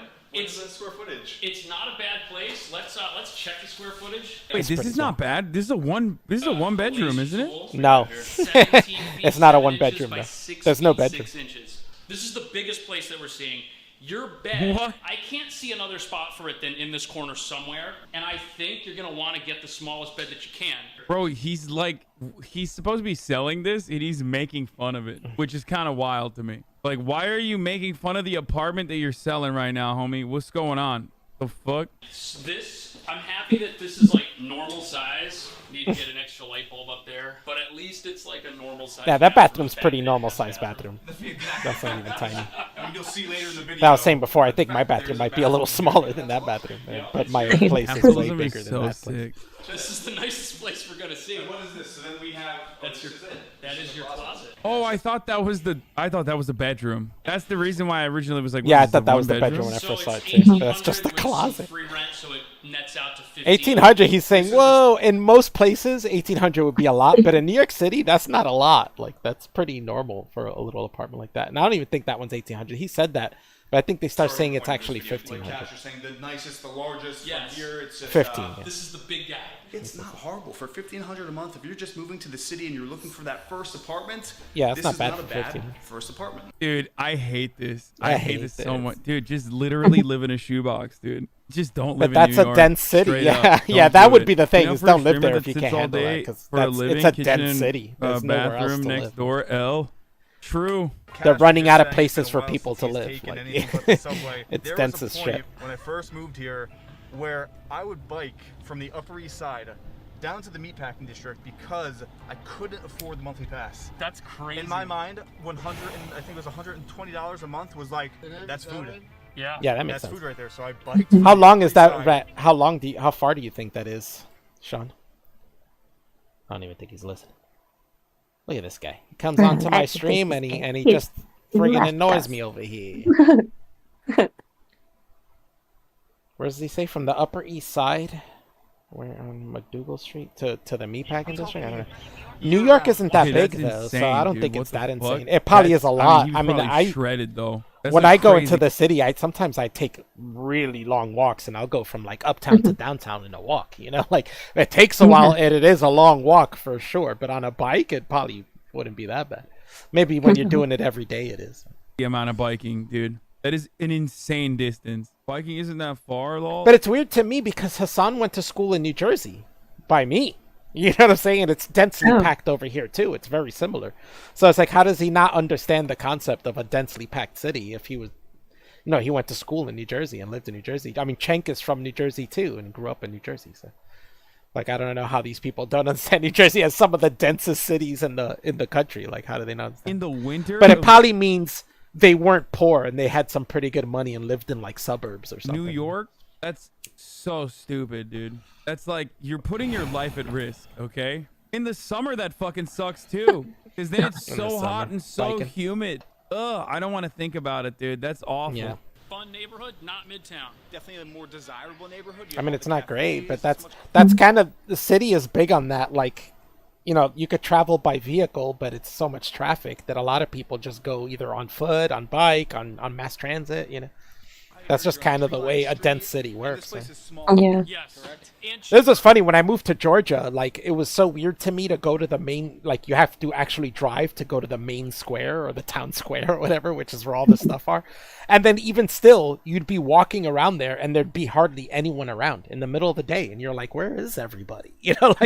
Like it'd be so dead. It'd be so weird to me. Like, here, it's like 2, 3 in the morning. You go outside, you're bound to see at least 1 or 2 people walking around at 2, 3 in the morning. Like, there's people, there's never a moment where you go out and there's not somebody There's walking nobody around. around. There's nobody on a sidewalk or something, but definitely smaller. And maybe the neighborhood's a little louder. Let's go check it out. I don't know if we're But that is a northeast kind of thing that we're very What? densely built. I don't have. Do you see this? Here, Diego, spin around. This is tiny, for sure. This reminds me of Charlie's apartment in Always Sunny. But you know what you also see? At least this has its own bathroom, though. But we were talking about this earlier. What you see a lot in cities and in dense cities or urban areas is where you rent single bedrooms, like you just rent a bedroom and then you share that apartment with other people where they rent, So basically, people will make a 3-bedroom apartment, no living room, a bathroom, and a kitchen, and then rent out each of the bedrooms separately, as opposed to renting it as one apartment, right?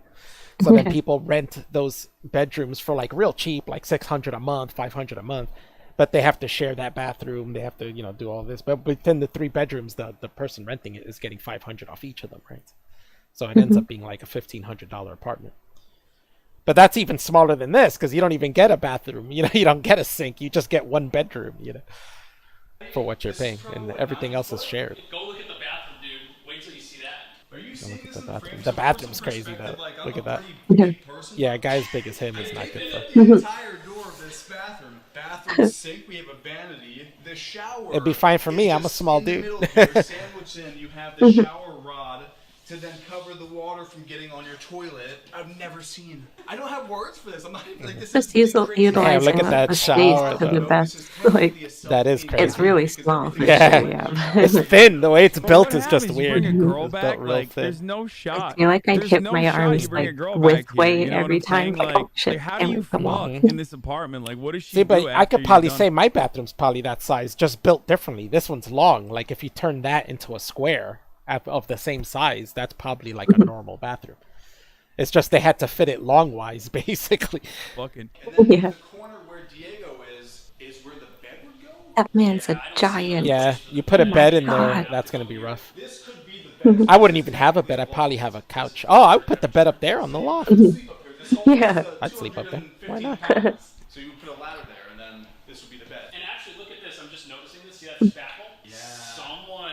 Already had a ladder there. We Yeah. gotta look at the positive. Took out the ladder. Yeah, they probably did what you did, what you were saying you would do. Maybe. Dude, you can't sell this. Like, this is a Yeah, crime. you put dude. you put This that, is you put that in a loft. By the way, I was getting coffee, but I was listening. Ah. The first apartment is not bad. Like me No, and that my wasn't girlfriend bad. were looking For the at price, Manhattan that's not bad. apartments. Also, the Upper East Side, like to where these people are showing, like they're not even talking about Harlem. They're talking about like 80th Yeah. Street. Mhm. Like that bike route is easy. You go through the Central That's what I was Park, saying. This guy's talking about how, oh my god, that's a long ride, and I'm like, New York's not that long. Like I feel like that's probably not that long of a ride. You probably do. It could be like 30 minutes. Yeah, that's not bad. Like- I walk like more a than day. 30 minutes when I go to New York City. Like I'll walk for like 2 hours. Like for a young guy, that's not that bad. And this place, you put the bed in the loft, like you're fine. Yeah. Like you're living there for the location. Yeah, that's the thing. Yeah, is you're paying because of where it is. That's why I was like, 1,500 is not bad for that first apartment. I was like, that's a pretty good price, like for where they are and how big it is. Yeah, that's about right. And it's 100% a choice. You can get lower rent if you move to an outer borough, and you just commute longer. Yeah, and that's what I'm saying. Like, you're keeping poorer people out then, really, because the people who can't afford, like, a big place in the Upper East Side, you know what I'm saying? They might be able to afford these little apartments and be able to live closer to where they work, you know? Yeah, like, my girlfriend, like, really liked an Upper East Side place, and I thought it was, like, too small because, you know, I'm, like, outer borough and all that, but, like, it was on East 83rd Street, right next to, like, 2 train lines, one on both ends of the block. Like, it was really, like, nice. And the rent was comparable to what she's in now, but, like, she has more space now.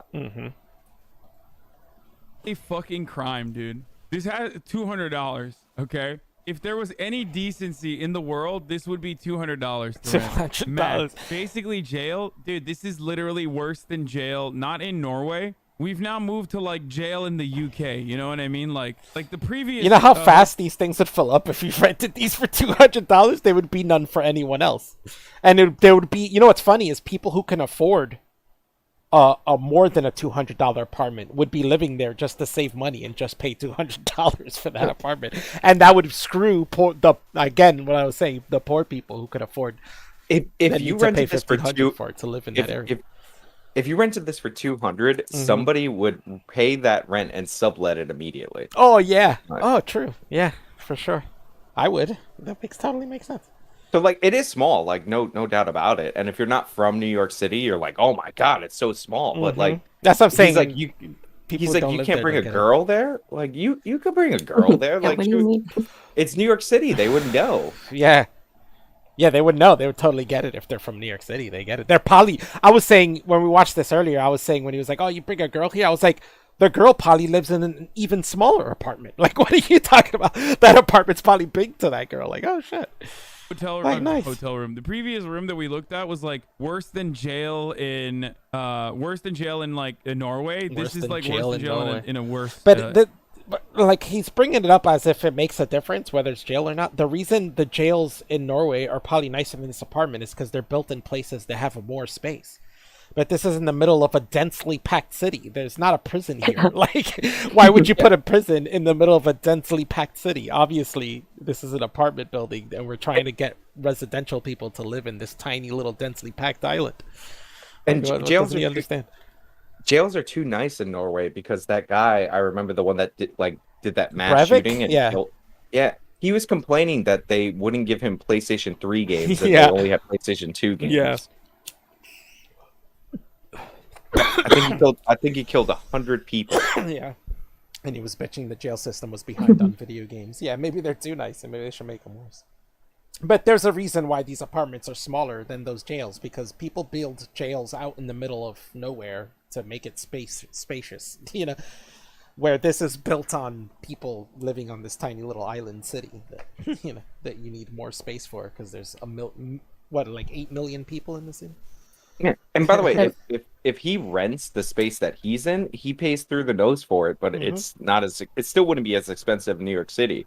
So he's wearing a Bernie shirt like in a really expensive apartment, complaining about like the affordable options in New York City because it's densely populated. Yeah, exactly. And bitching about these options that are only there to help out people who can't afford like bigger places. What is that? Really? Sorry. Not even the affordable options in New York City. The affordable options in Manhattan. Yeah, in Like Manhattan. one aspect of New York, one borough in New York City. Yeah, they're in Manhattan. They can leave Manhattan and find cheaper or bigger housing for cheaper. Oh, that is a tight shot right there. 1.7. Dude, you are renting these, bro. You fucking piece of shit. He's Okay, calling that oh guy my piece of shit for God. renting No, him. he's That got- dude is literally helping out people who move to the city and don't have a place to live, you know. Helps Yeah. them find a little place that they can Kinda have for like, their own.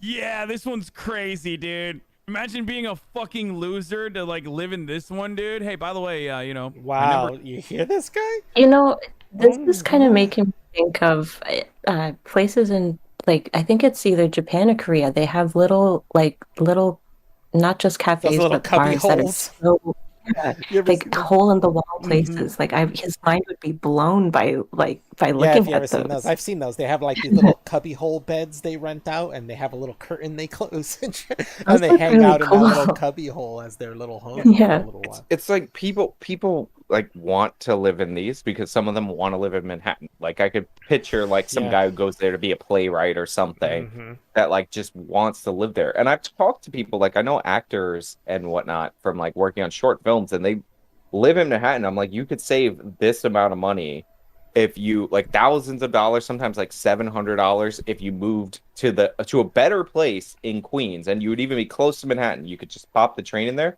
And they say no, they want to live in Manhattan. Like, so they're choosing this. So like there you could find all manner of weird photos of like bathrooms. Like me and my girlfriend went to a place, and the toilet was the bathroom in the bedroom was broken up across the bedroom. So on one wall you had the bathroom sink, you had a shower door that opens in another wall, and then what looks like a closet is a toilet, and it was hilarious. But like I've seen people apartments pay to like live that there. where the toilet. I've seen apartments where you enter it, the front door, and the toilet's right there, like right at the beginning. Yeah. There's no wall or anything. It's just a toilet in the hallway leading to the bedroom and living room. You know, because there was nowhere to put the bathroom, so they just put it in the hallway. Like, But it's about trade-offs. So if my girlfriend would have gotten that place, she would have been 10 minutes by foot from her job. Like 10 minutes. And she would have been right by the 59th Street Bridge. So like easy to get to from Queens. Like if you wanted to pull in there. So, you know. I was saying it's weird too that he doesn't understand this concept because he lived in New Jersey, like, and it's densely packed here too. And I'm sure he entered New York a lot and hung out in New York a lot when he was living in New Jersey because it's close. New Brunswick is not far from the city. Like that's probably like a 30-minute drive. he's a burbs kid. Yeah, that's what I was saying. He must have really lived in the suburbs and didn't really hang out, didn't really know poor people like in Jersey or New York. Jersey has a lot of poverty, but there's also a lot of wealth here too. And there's like some of the richest people and some of the most expensive mansions are in New Jersey and some of the wealthiest suburbs. But also there's tons of fucking cities that are super poor too. These aren't even poor people that live in there. These are like artists and people like with a little bit of money, but not that much money, who just want to be in New Manhattan. York and take that struggle to live in Manhattan, and want to take on that struggle. Like poor people, if you're judging wealth by space, then like the Bronx is like the wealthiest borough because like their 1-bedroom apartments, which are cheaper, are probably the biggest. Or Staten Island. Yeah, it's not easy to live in Manhattan, man. If you want to live in Manhattan, you're gonna pay. Right here in the description, if you'd like to rent this property. 8 by 9. 8 by 9, 72 square feet. 72 square feet, and it's all yours. $1,200 is what this is. It's $1,200's not bad. But I like how Hassan's bitching about it, like, oh, you jerk, you're renting this out. But if he didn't rent this out, that's one less apartment in New York City. Like, why would you want less apartments in New York City that's overstuffed? Like, why would you want that? That doesn't make any sense. They could combine this with the neighboring apartment, and it would just be an extra bedroom and an extra bathroom, and then nobody would be able to afford this. They said they were downtown Manhattan, right? Yeah, I think so. I didn't totally hear $1,200 is not bad. It's not bad. Yeah, it's okay. Like I wouldn't like the mini fridge and like the little microwave or whatever. Like I get that, but like I've seen worse. I've seen worse for more. In Manhattan, I've seen worse for more, exactly, for sure. And again, if you're like a kid, like let's say you're going to school, this is like downtown Manhattan. Let's say you got into NYU. Dorming at NYU is insanely expensive. Like this is close to the approximate of a dorm. Like you could live here. You get a job as a waiter, tips are great in New York City, you could probably afford that shit like easy. Way more than you could afford to pay for a dorm over years, and pay that back over years of debt. And it's also like a story, man. Like you get to tell people about like your tiny apartment when you actually move on up or something, like I know a lot of people who move into New York. I've met, obviously you probably have too. Like living near New York City, you always meet people from all around the country that just move there and just go through the struggle, of living in New York City in a tiny place.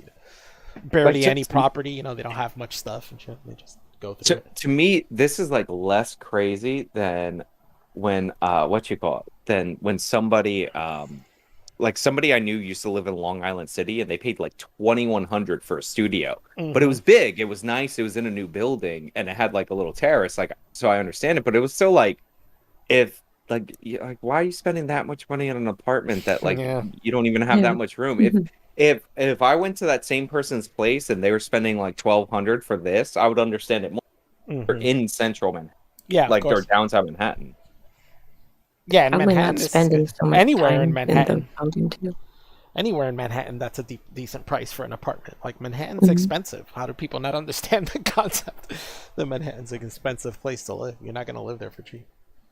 As a native New Yorker, I see no issue with this. Dude, you have been abused, okay? I mean, I have been listen. Like, I've lived in some shitty ass fucking apartments, and LA real estate is not exactly great, but this is crazy. Someone said white people would literally pay for prison, then have POC neighbors. True. Like Eric mentioned, the neighborhood here is fantastic, and since you'd probably be paying $1,200 for your own bedroom in this neighborhood, to get an apartment that's the size of a bedroom, is that the same deal? No, when I lived in Florida, I lived in a garage that somebody turned into an apartment, and they rented it to me, and it was like kind of like a size like this. That is kind of true Miami. though, because like it was really cheap though. Actually, no, it's not. But I want to move to Miami and check it out. So I found a cheap ass little place. It worked out for me. Oh my god, I'm gonna die. That's a beautiful dog. Then I just got you tired don't of think living that's in a beautiful dog? That is a wonderful looking dog, dude. Are you kidding me? Great teeth, great coat. Like that's a well taken care of dog. It's a thorough breed too. Okay, just for 10 dog. Great dog, dude.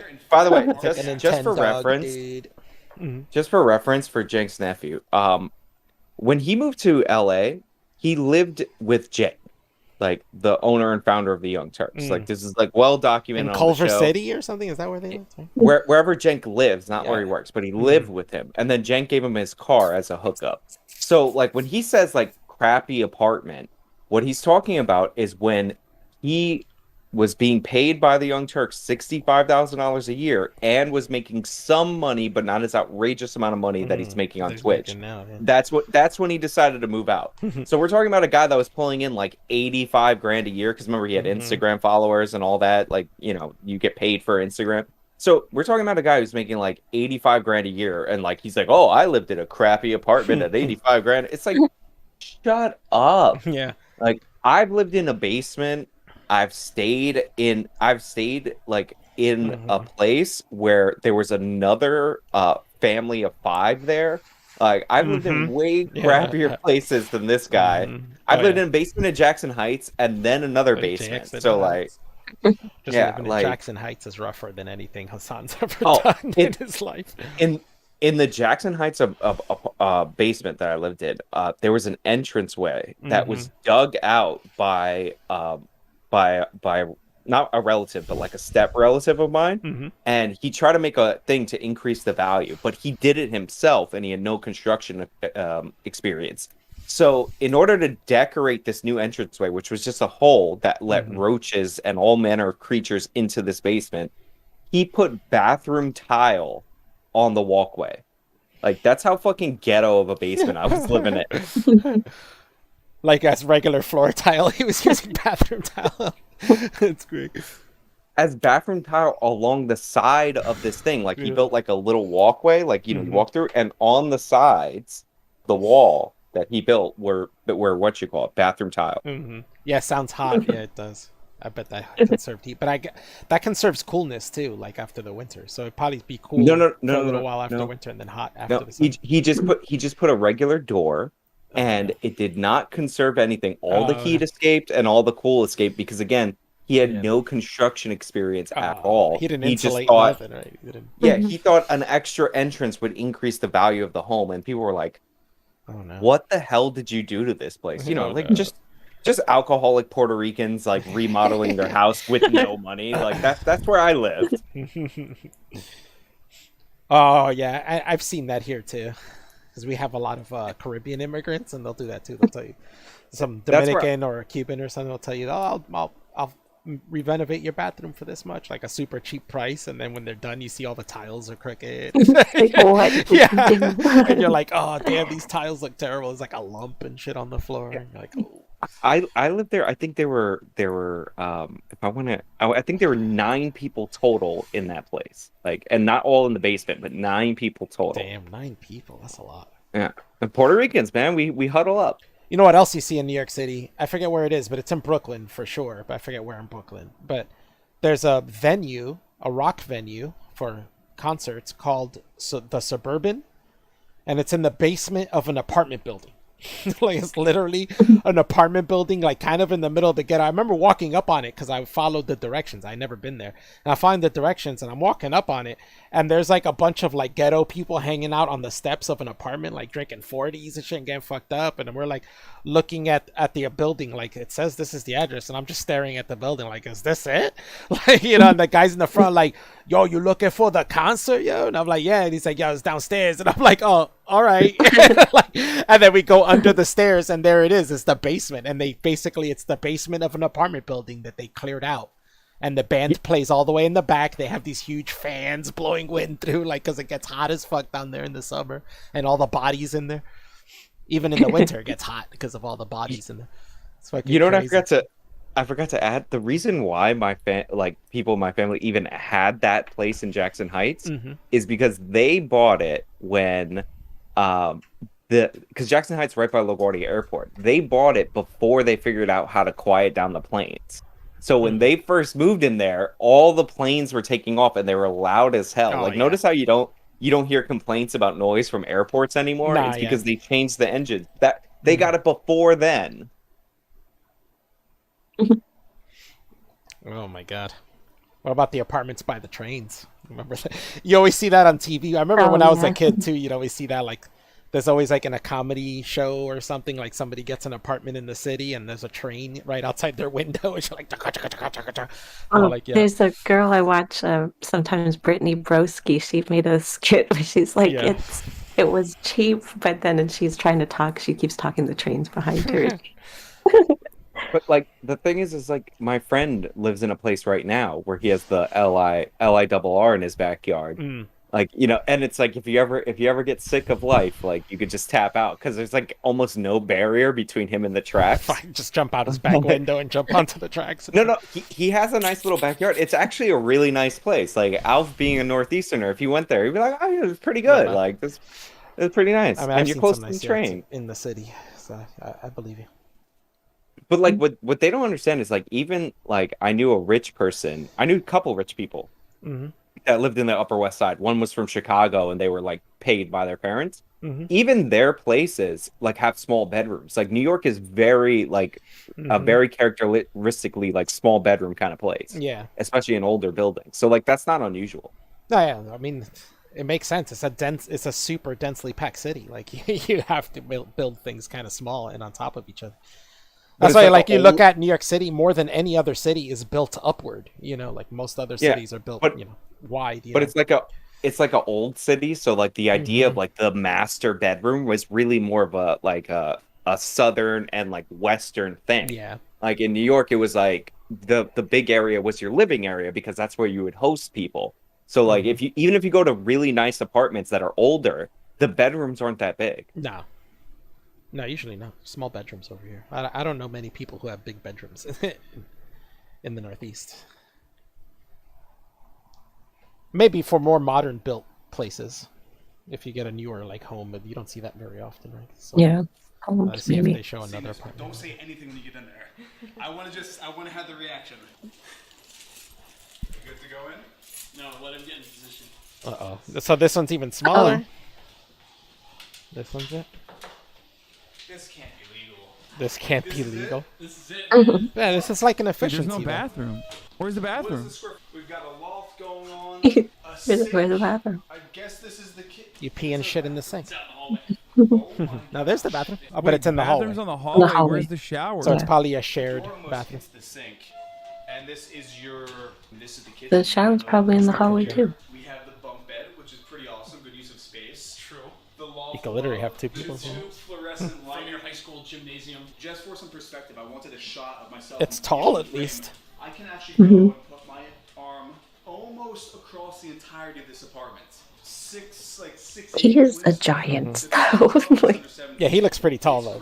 he's giant. Yet, if you're still working on Friends, if you don't have That's yet, still pretty it's small. save you some So what are you money. gonna do? I mean, it's an efficiency. You get those because you're like a student and I have you're to trying be to save so money. bad. 95. God damn it. For $1,095, So that's that's bring good. those Not back, bad. dude. getting any apartment in Manhattan for under $1,000 is probably close to impossible. So the fact that you Yeah. can even get an apartment for like $1,095 is amazing. Oh, I mean, how do you it's, work- Probably it's under super convenient. it's under 1,100. That's Like Yeah. convenient as well. That's Location amazing. and everything. Yeah.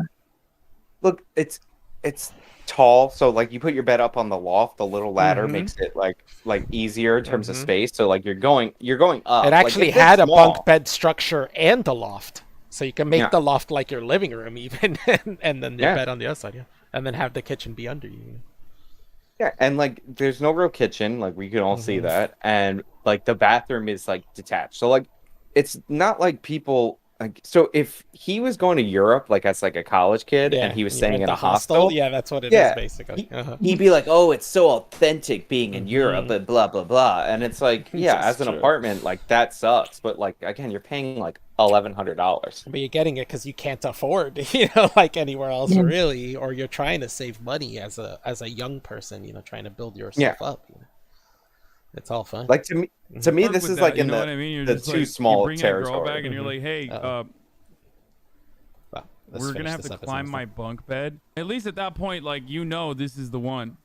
She's like she loves you, dude. You know what I'm saying? Like Yeah, she any loves girl you. that you bring back here, if they fuck, That's how you, like- Hassan doesn't know New York City. Like if he thinks that people don't get laid because they have small apartments, that he doesn't know New York City very well. He has to have. He's never flashy dated a things girl to from New get York or from ladies' Manhattan.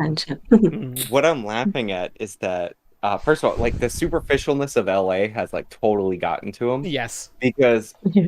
like I used to have a bunk bed until I was way older than is probably appropriate to have a bunk bed. Probably every single girl I've ever hooked up with has been on the bunk bed, unless I was a row team player. And then I got myself like a queen size bed as like a gift to myself when I started making money. So like, it's like maybe he needs the giant bed or something like that. Like I don't know what's going on. But yeah, New York, like it is what it is. Like people get into the loft. I knew a married couple that lived in one of these lofted places, and they had their bedroom there. It just kind of shows the privilege of this dude that he doesn't understand. And there's the kind of guy who will talk to other people and tell them to check their privilege. Meanwhile, this is almost like poverty shaming what he's doing. In both of these videos, he's kind of like poverty shaming. It doesn't realize it. With the other one, he doesn't realize it because he thinks he's for the poor person that's stealing, but doesn't realize that's hurting more poor people. He's trying to make the case that they're making fun of the apartments, and it's like, no, they're showing you like. Yeah, he's like, here's our guy who shows apartments. I want to show how small that they can get, just so you can see like how different people live in New York City, right? And they'll talk about how small they are, and this guy's like measuring it. He's a big guy, the guy he's like 6'8" wingspan. That makes him pretty tall. But like, they're like he's making fun of it more. He's like, it's a prison, blah blah blah. Yeah, he's talking shit about it more.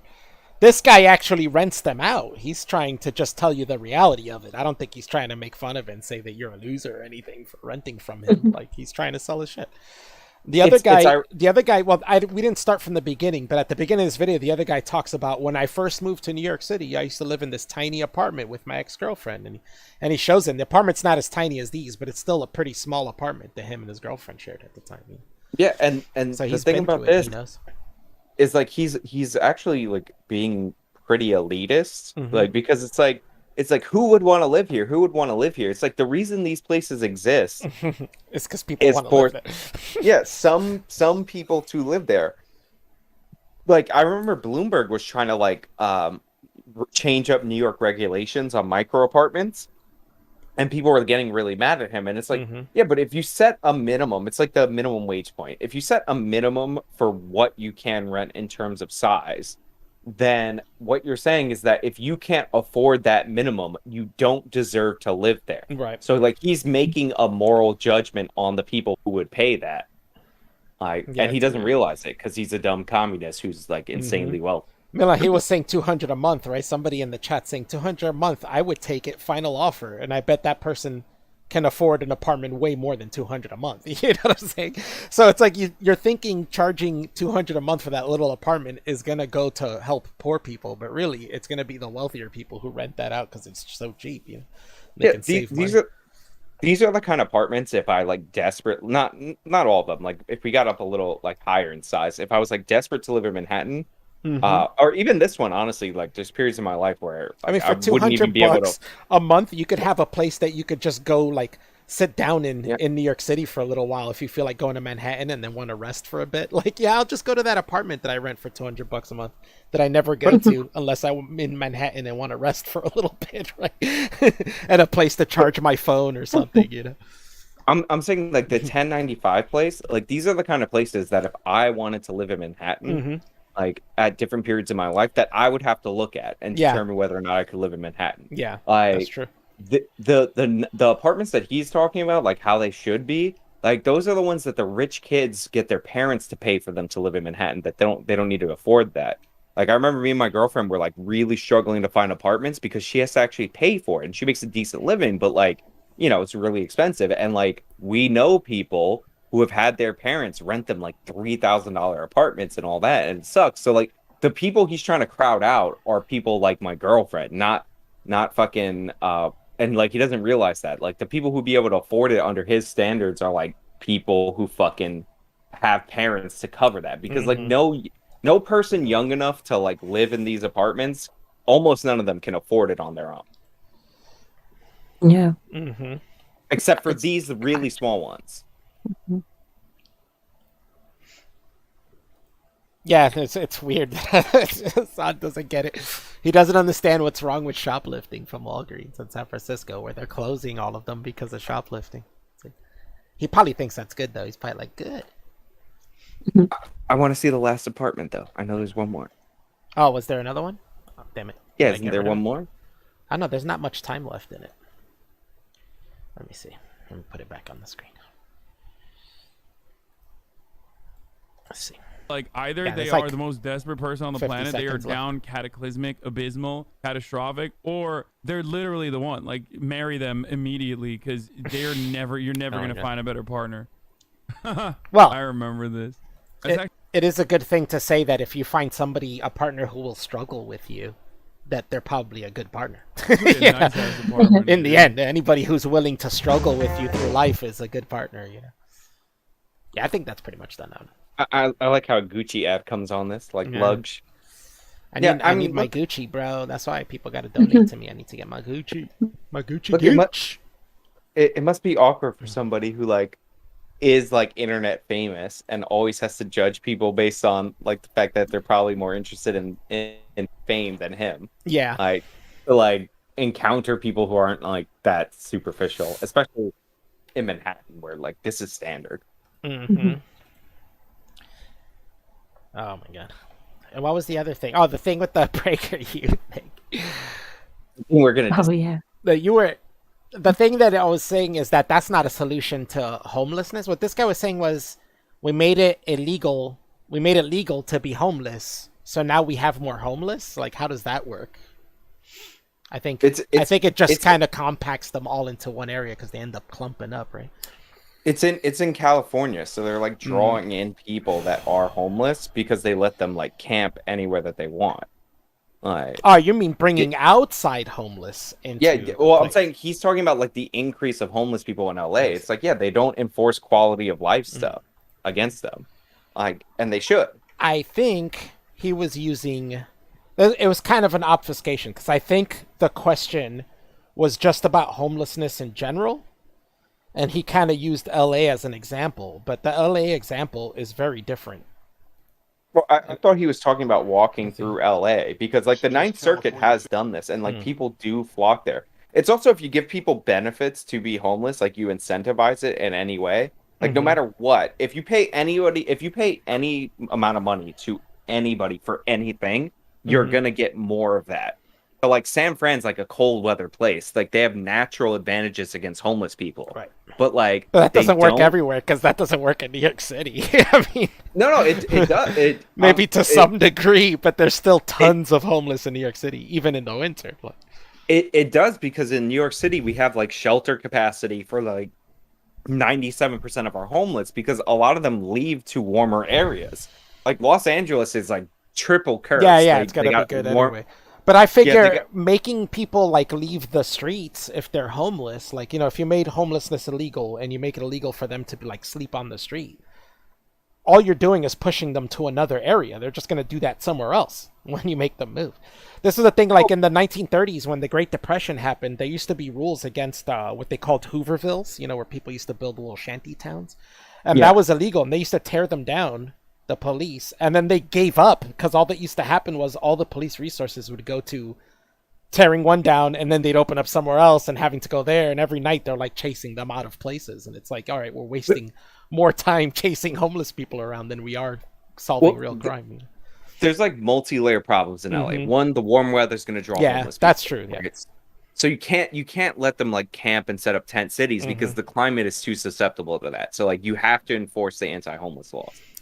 The idea of like tearing up the tents and getting them off the street is you're putting pressure to get them into the shelter. So then people who can be helped can get off the street and into apartments. The other problem in LA is they got to lower the price of constructing apartments. They have too many like ridiculous regulations. Like basically if you want to build any apartment unit, even modify an old building, then you have to add parking spaces to it. And then if you have a unit of apartment building that has more than 5 units, you have to add per apartment unit like outdoor common area space.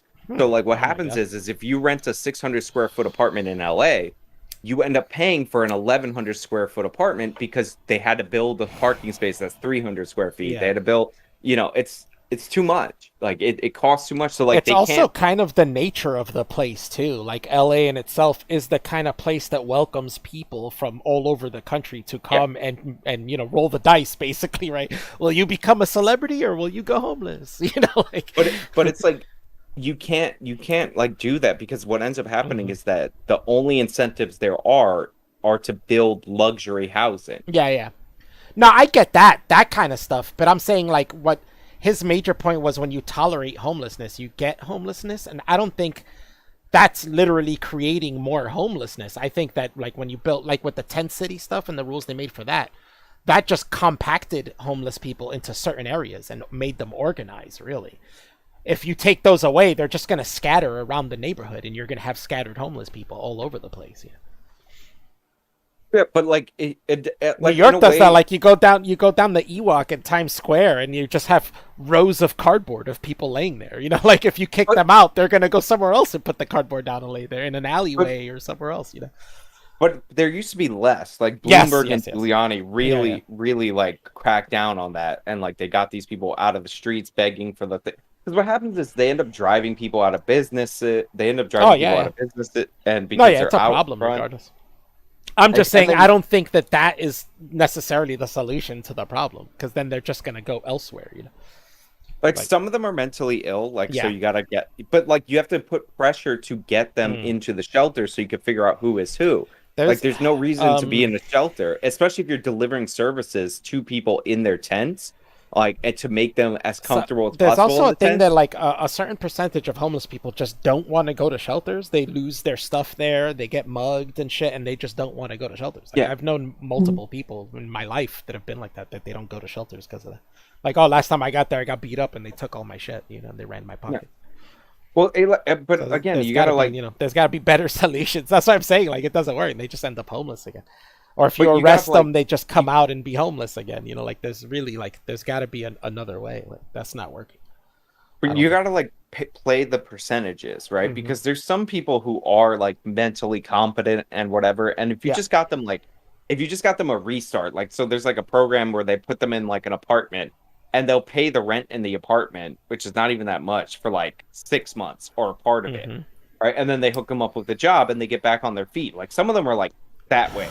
But like you can't ever figure out who's who when they're all on tents and like they're incentivized to go to like hang out there, like Skid Row. Like you can watch the there's like video of a guy who has a dash cam, and I think they made that Ninth Circuit court ruling in like 2014, and it's like from 2012 all the way to like 2018. You just see the number of tents explode. And it's like, yeah, because they said that you have a constitutional right. Yeah, well, they're allowing them to open up tents. Yeah, exactly. Yeah. But that's what I'm saying. That causes a congregation of them. That doesn't mean that there's more homeless people. That just means that you're seeing them more in a certain area, compacted in certain areas, because they all start clumping up and building these little tent cities everywhere. You know? But that doesn't mean there's more of them. Before that, they were scattered about throughout the city, like staying in alleyways or, you know, on the street, you know, when you see a guy on the sidewalk. Now he's going to be in a tent with the other people who built tents along the side of some road, you know what I'm saying? As opposed to being that guy who was laying on a piece of cardboard in front of the wall, you know, the Dwayne Reed or something. You know? But like to a certain extent, you have to like enforce these quality of life. Like, so like if you say like a homeless person is allowed to be like in front of a store, which they do in San Fran and they do in LA, right? And he starts scaring away business, and like the store owner has no recourse. No loitering. That's basically what like.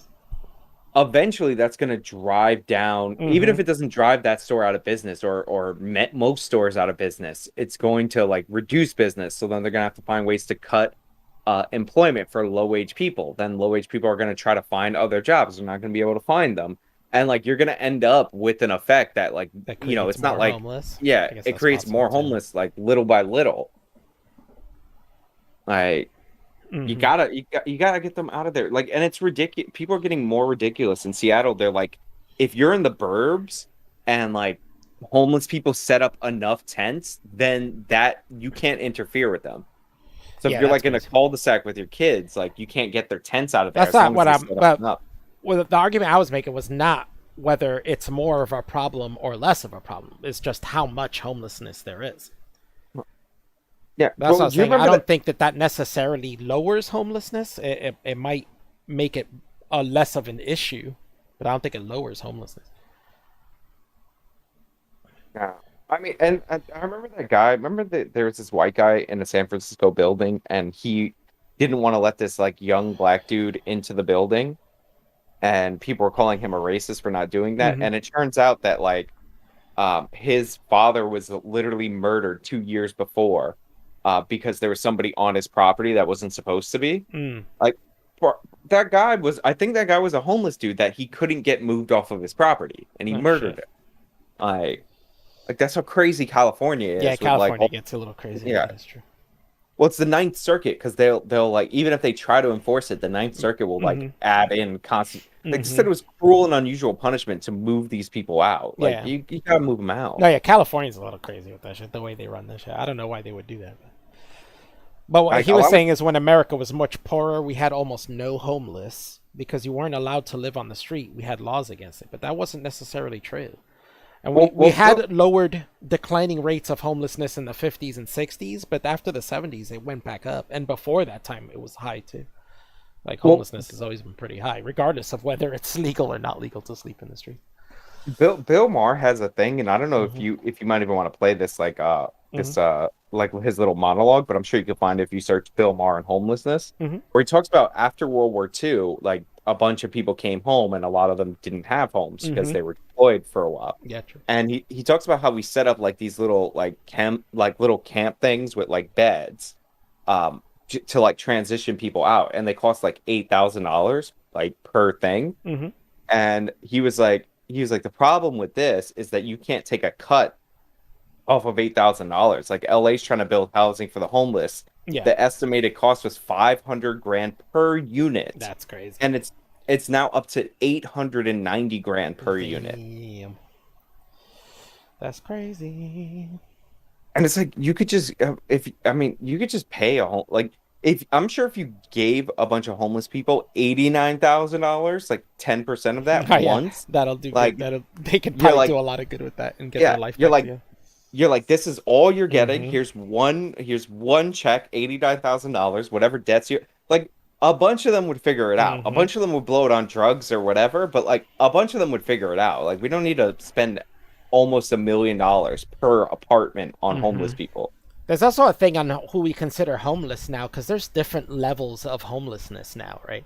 Like you could see homeless people with cell phones. You know what I'm saying? Like that's crazy. That's a totally different level than somebody who's like, completely sleeping on a piece of cardboard on the ground. Like if they got a cell phone, they probably have a place to charge. They probably have places to like crash out here and there. They just don't have a solid place, Well, you could make it pretty well in the United States to be homeless. I know this is going to sound strange, but like if they don't enforce, if you're allowed to camp wherever, so like you don't have to worry about being ticketed or arrested for camping, and they bring you food and they bring you like medicine, et cetera, like to your camp, and you don't get attacked for panhandling, like, you don't get stopped by the police for panhandling, like you can make a good chunk of money, and all of your like bare necessities are already covered. Like it's not the worst. Like we've made it very comfortable to be homeless. Yeah, that's what I'm saying. There's different levels to that, to homelessness now, because you can actually be comfortably homeless. Like San Francisco spends $65,000 a year per homeless person, like in their homeless people budget, and they want to double it.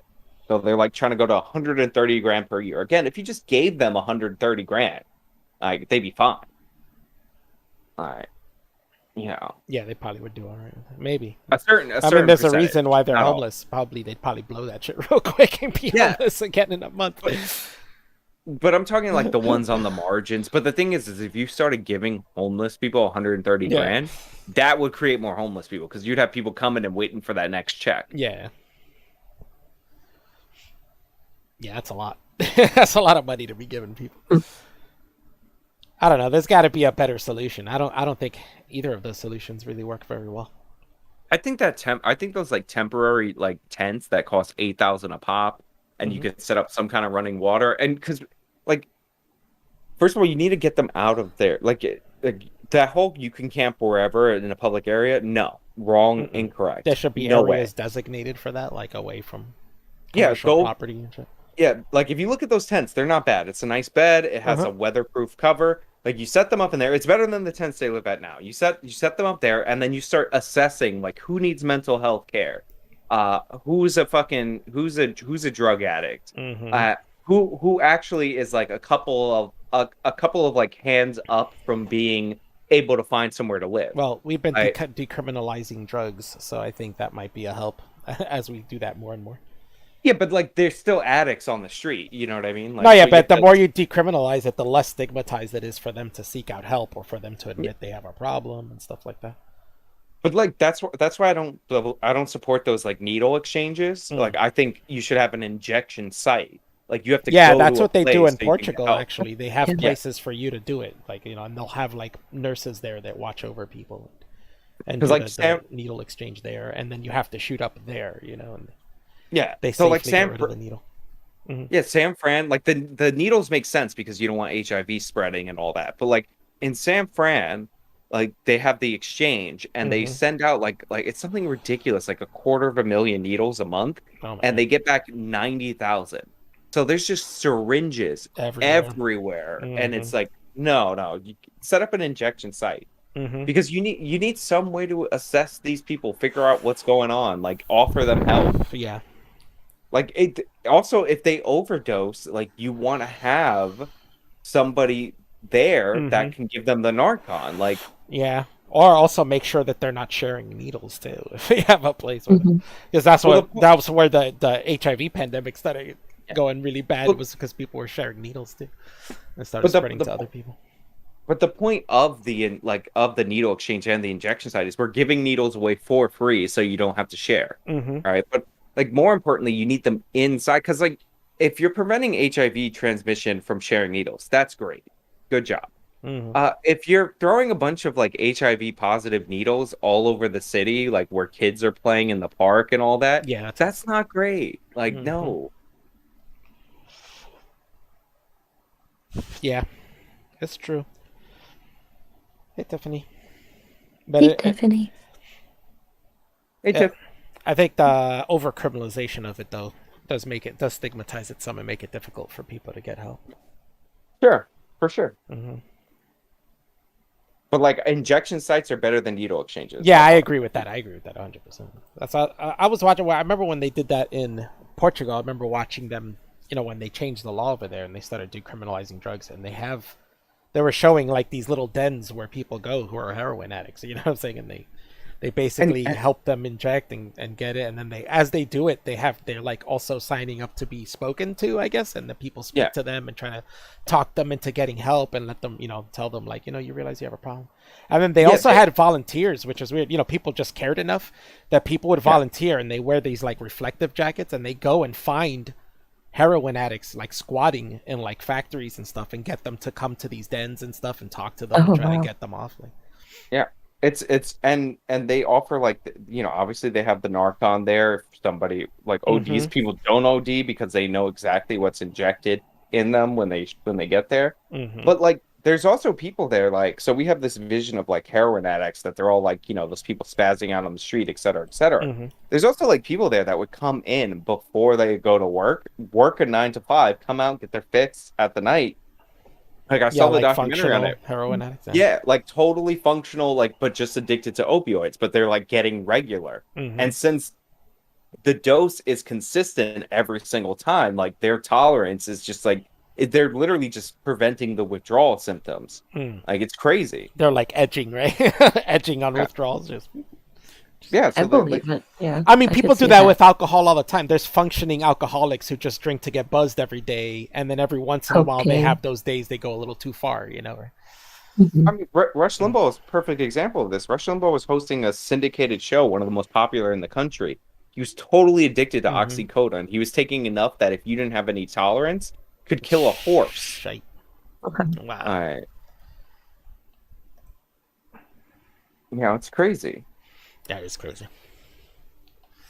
But it's getting late. I think I'm about to end this. But all right, do you guys want to super chat your questions for Alf before we end it? Yeah, get your super chats in. Super chat. Make sure you like the stream. Like, subscribe, and all that good stuff. Follow Alpha on Twitter. I'm gonna complain to YouTube because Sean got his merch shelf and I didn't. So imagine you get it. Imagine I get it. I don't even have merch. I get a merch shelf. It's just blank because I haven't put anything into it. That would be hilarious. Yeah, you'd be pretty mad, wouldn't you? I'd be happy for you. I'm a good guy. Nice. All right, well, thanks everybody for coming. Thanks, Sean, for coming on, and Chris for this fun evening. It was fun to talk to you. Yeah, Maybe this we'll was do fun. this every once in a while. We'll find stuff on the internet to laugh at. Yeah. All right, talk to you.